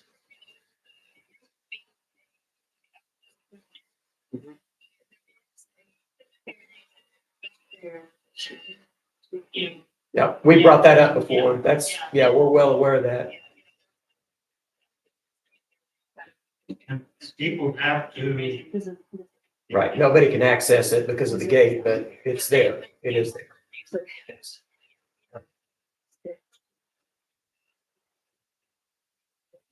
Yep. I think we can move on to that. Yeah, Just quickly, I know I've met with Helson several times in the last month or so. She mentioned when it was going through the change, that she's always been in Salisbury. Her address has been Salisbury forever and ever, and all of a sudden, she wakes up and saying it's been changed. I guess UPS all those people, they don't know where it's going. It is a little confusing, yeah. It's a little confusing, and whatever we do, I think we need to let the residents know that are living here, what their address is, and then try to communicate with the world that. You know, it's all treated, it's all, I'm saying, I thought. Good.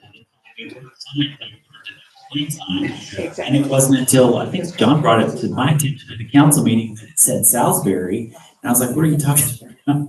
Yeah. And so when we go to look at it, I guess it was actually Salisbury still. Please just like keep telling them. Yeah, I think, yeah. I think we. So we'll get it communicate with fixed. her as well. Right.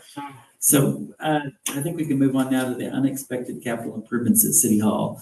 So this is under new business. So these are things that didn't anticipate that our air conditioning system would go out. Didn't anticipate that the garage door openers would go out. So I can tell you right now, it's about 88 degrees in the place. yeah. No. So initially, we had someone come out because it wasn't working properly. And we had them look at it. We had two different people come out and look at it. One of the problems was the return vent had never been hooked up to the air conditioning system, and it wasn't working well because of that. But they also told us at the time that they evaluated that we had a leak in our coil, which means we're leaking Freon, and that's why it's not cooling. So we said, okay, well, what's that going to cost to fix it? And initially, it was like $5,000 to fix that portion of it. So since then, as of today, we found out our compressor is also out. So, and we got a couple of different bids here, but How old essentially is the unit? it is, no, I didn't, it was, Been here since I've been here. Yeah. I think it was like 15 or 18 years old. Yeah, it's been a long time. And we've had some work done on it. We had some work done on it last year too. People will come out and at least service it. So Whatever you essentially. get now will not last another 15 years. No, I know, But it it was lasts 10. for 5 years. So we got a replacement. This is blue collar HVAC, and I'm gonna have Shauna get another estimate as well, but so for this replacement, this is for a 5-ton unit, it would be $12,033.45. That's for a new unit for total replacement. And then for the repair, it was actually more for the repair. So if we were to just repair the unit and put new elements in there, it'd be 12,000. Oh, no, never mind. The repair is 12,033.45. The new unit is 12,011.35. So I think we just need to get the new unit put in. Yeah. Well, you. 2005 is when that one was put in? Yeah, so 20 years old. I would make sure that whatever you're gonna put in has a good warranty. Yeah, so actually we had Michael come by and look, and it's a 10-year warranty, and then there's, what unit is it? Because Shauna told me when I was on my way down here. Big, like. No, the brand, it was. Oh, that I don't know. York, It should say on York. York. Okay. Yeah, so York unit. Anyway, I had Michael take a look, and he said that that's a good unit, and it should be a good unit to last for a long time. But we'll still get a second bid just to be sure, but I think he said this was a really good bid as well. Felt like this was yeah, He it does does, to me. he does really good work. I use him. Okay, He also offers a subscription service where he comes out, it's like $180 a year. They come out, they get your unit ready for winter, they get it ready for summer, the whole 9 yards. so that's one of the unexpected expenses. The other one is the garage bay doors, the motors on those doors. That's a nice picture. Yeah. Photo of the Motors. The picture's good. So the motors are probably as old as the building probably. So the building was built in 86. So I would say it's probably, pretty old. So we've had it repaired a couple of times, one of them, and they all really need to be replaced. So to replace all of the lifts for all of those doors on the front of the city hall, it's $6,000. So just, yeah. Still a lot. Yeah, but those are big doors, those are big motors. They are, but it's still a lot of money. So, but that's the 6,000 to replace all of those parts and put new lifts. And that's also for the remotes as well that would go with it. We had to have some extra remotes. So some of the other things that I just wanted to let you guys, so those are really the two big expenses that need to be approved by you guys for capital improvements for the remainder of the year. Those are the only two things that are like. 19,000. Mhm. Yep. Yep. Motion to approve the funds for the garage door openers and air conditioning replacement at City Hall. Okay, we have a motion to approve for capital expenditure, the replacement. And a second for the garage door openers and the HVAC system. Do we approve? I mean, Oh, they got, we've got a bid, We've already got the bids. $19,000 worth of bids right now. We already know it's gonna But you all have to approve the $18,000. expenditure, so I would set a cap if you want to. We'll just, John, you would just amend it to say up to $14,000 for the air conditioner and $6,000 for the garage door openers. For a total of 20. Total 20. Nice. That'd be Because, fine. yeah, if you Yeah. find a HVAC system that gives you a better warranty, Yeah, if it's a You know, 15-year. if it's instead of 15 year 10. warranty, you know, I'd be willing to see that money to be spent, so we have a little more time on it, but. So amend your motion, Joel. I'll amend my motion. To a cap of 20,000 To, between the to two. a cap of 20,000, 14,000 for the air conditioning, 6,000 for Garage door openers. garage door openers. I'll second the amended All right. motion. So the motion and the second for the capital improvement expenditures for the repairs to City Hall. Any public comment before vote? Jerry? Take the bids just to draw it down into general account.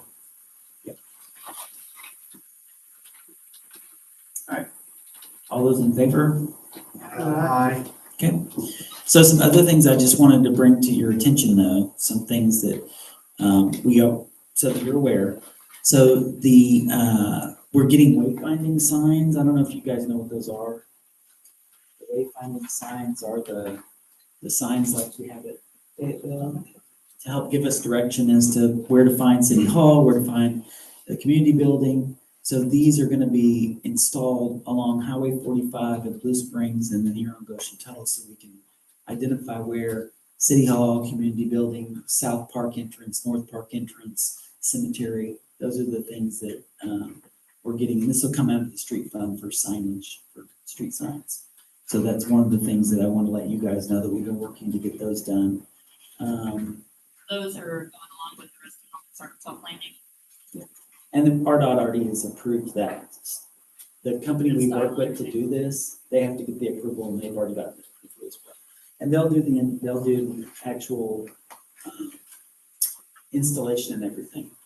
And then the cemetery sign as well, because we have to identify where the cemetery is, so that we'll know where the actual Goshen cemetery is.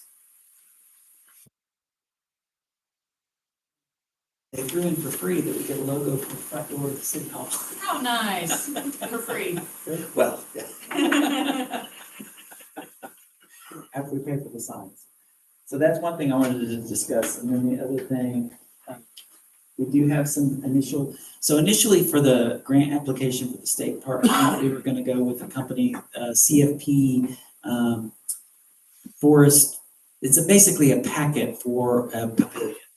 We've not really liked the exact packet that they deliver, and the cost of the packet is significant. And I was like, oh, we're doing great because the cost of the packet's $258,000. That's just for the supplies. That doesn't include any of the construction, any of the assimilation, nothing. So then I was like, that's not gonna work because we're not gonna spend, because the actual construction of all of it was gonna be like $500,000. I'm like, no, we're not spending that on the pavilion. So I've been meeting with NBL, which is a architectural firm, to do some design drawings, and also because it's a requirement by the state Parks and Tourism for the grant, we have to have a site plan and a contracted professional that's gonna be able to do our design plans. So we didn't have that before. They were gonna be willing to take those engineered drawings from CFP. We'd have to have somebody anyway to do a professional site plan on it. So we've been working with them. They've come up with some drawings. And we met with them this week, and I guess it was this past Friday, I met with them. And so, one of the things that we've discussed is that they may use some of those products with the beams, but that we may end up doing scissor trusses, either, whichever ends up being the cheaper option for us to be able to move forward, to be able to try to get this in budget. And so essentially, we've got the $207,000 grant, but then we've got our matching portion that we'll need to do, which part of that matching portion is gonna be the land that we acquired. But then we will also have to have some city funds that will also have to match for part of it as well. So we're looking at about a $300,000 project in total. And that includes all of the building costs and architectural fees and everything. So, but these are some of the design plans you guys can kind of see. It may not look exactly like this, but it's going to be something similar to this. And it'll be as you come in from that south entrance, across the little ravine there up on where the old home site was there. So just so you guys know, we are working on that. And that's kind of what it's going to kind of look like. Okay. Looks really nice. It is, it's going to be, hopefully it'll be a really, really nice building. Trying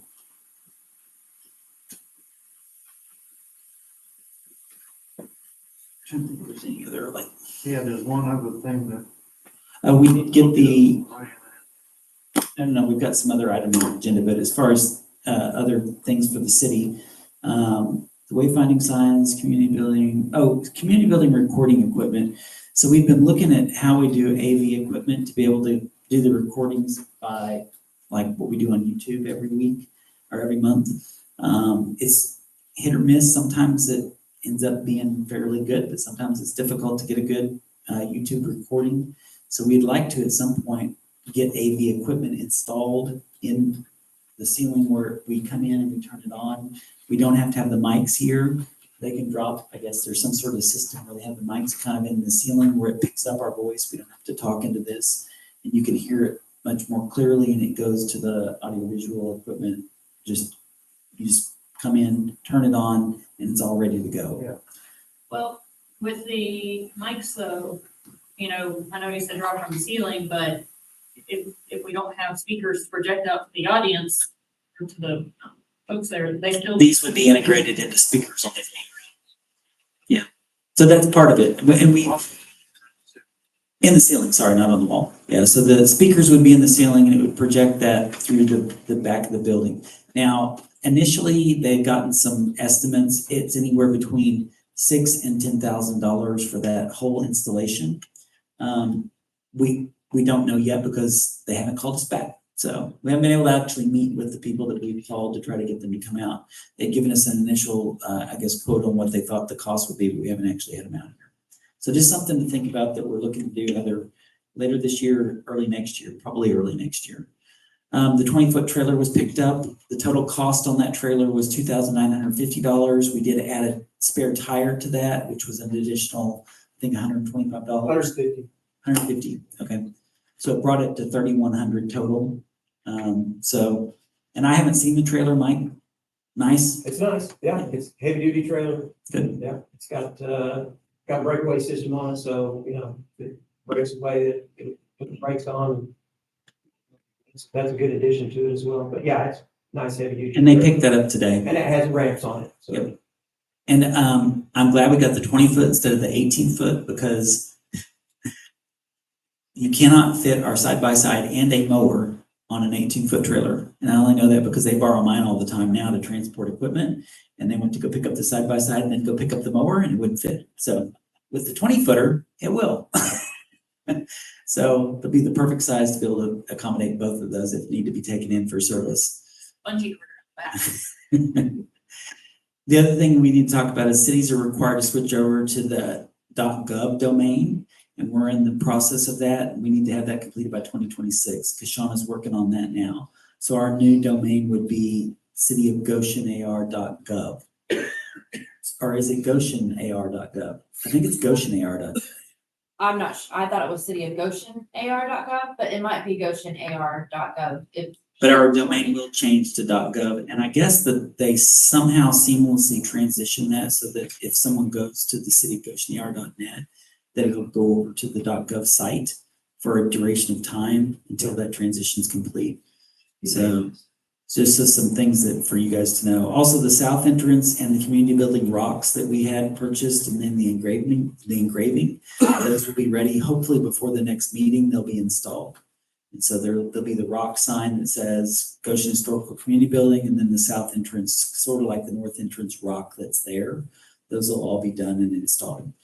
Kashana did get a cost for a special census to get our numbers up, because all of our turnback funds are based on our population, and right now our population is 2,100, even though we're probably around 26 in Goshen at this point. To get a special census, the cost would be $332,000. Oh. So, yeah, and we could pay for it, generate more revenue, but there's no guarantee that the state would recognize the special census before the new census has actually been adopted. $332,000.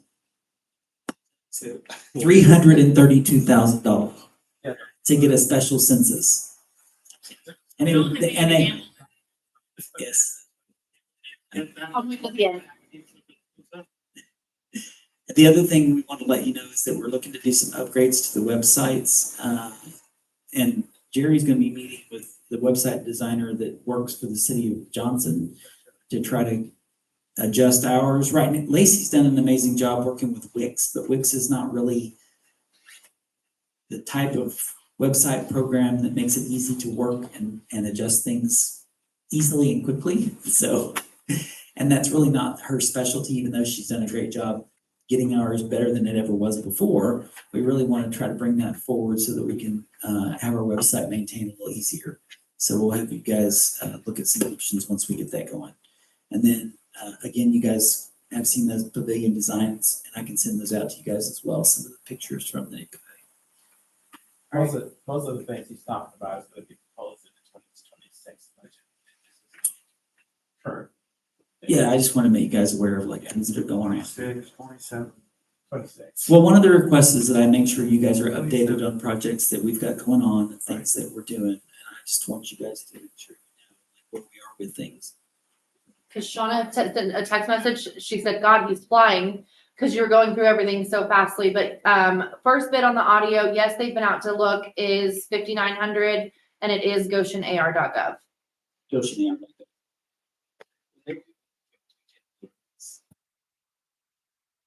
Change, we can get it.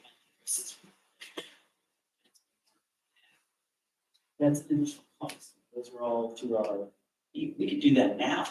Like, as Chief Staff Jerry has his own Jackson and has to be GoshenAR.net. That's correct. But each of those email addresses that we have, we can get that done now, but again, that would be an additional cost through our web services.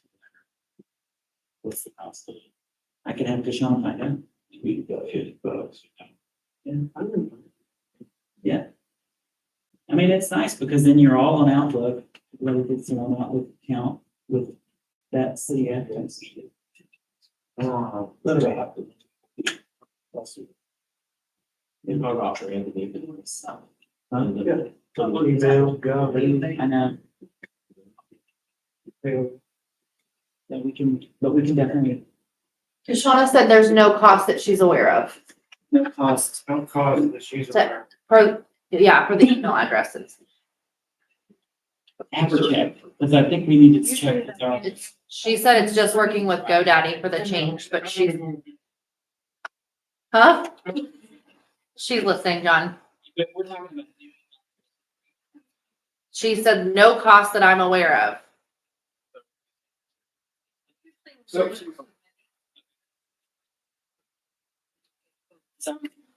maybe it's because we have all access to Microsoft, all of ours. So it's Maybe. Microsoft licensing for us at City Hall. But maybe for the email addresses, it's not. Okay. Well, we can definitely find out by next week. Okay. Brian wanted to discuss, prosecution work. So there was this isn't related to this, there was a dog bite incident that happened a week ago. There were some questions I had discussed with Abby. Because of that, there was a question about when a court hearing would be scheduled. So I called the chief, talked to him. There was a citation issued with a court date set.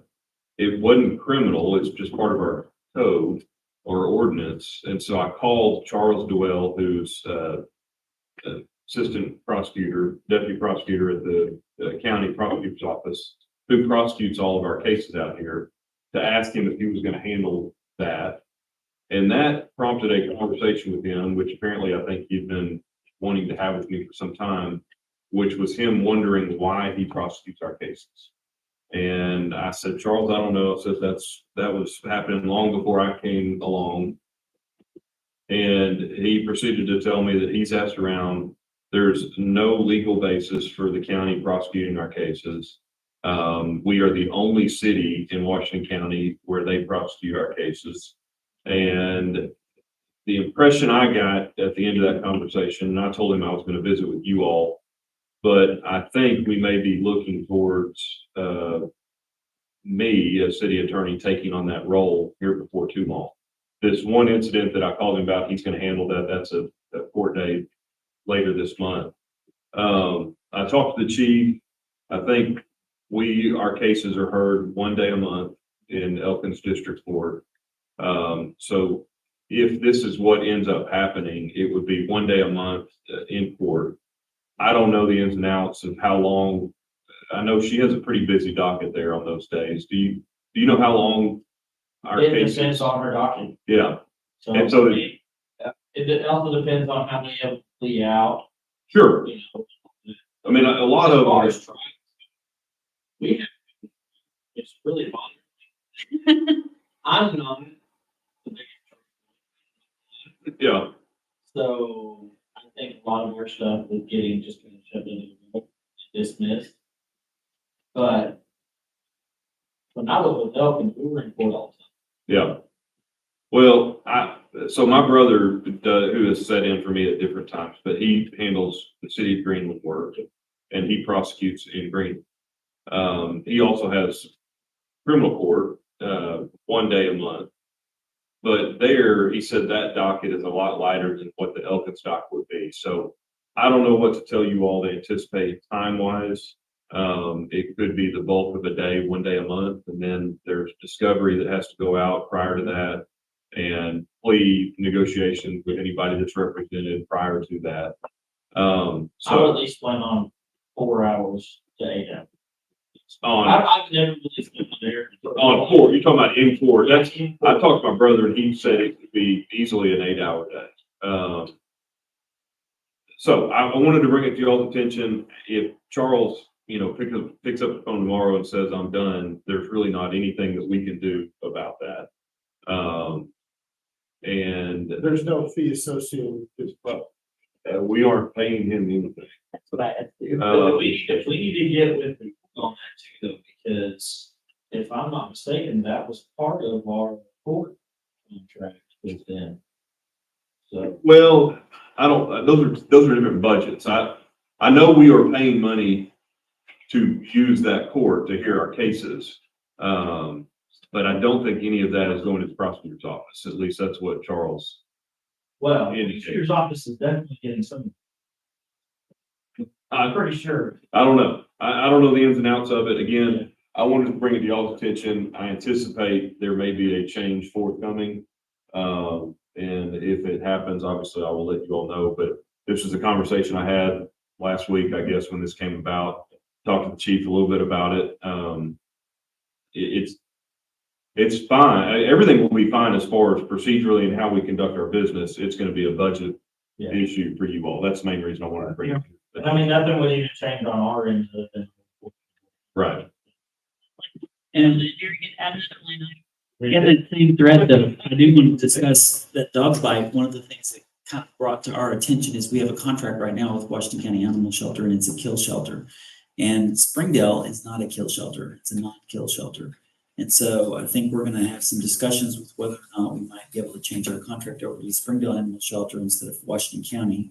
and see if there's a potential there for us to renegotiate that and, enter into a contract with them so that we're not sending animals to the kill shelter.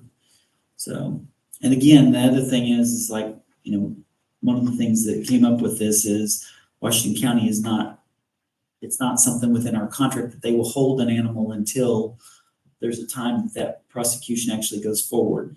And so we don't have kennels yet at this time for us to hold an animal at City Hall. So, Well, that may be something we need to discuss with either Springville or with Washington County going forward until we have. Washington County was confirmed that they'll hold animals, if there's a court hearing. if you have kennels that are outside. I'm sorry? If the kennels are outside, you can't keep animals out of this heat. That is correct. And I know that Abby and I have talked about in the new shop building, we may have some portable kennels that we're going to utilize because it'll be heated and aired. And that way we can, potentially hold animals there in the future. But at this point, we don't. Yeah. This may be a non-issue though, if Washington County will hold them until the. Well, but they also said that they will not hold a vicious animal. They made an exception with these. Well, then that's the issue that we're faced with. Yeah. Because these have been deemed We're only vicious. taking them if they're a vicious.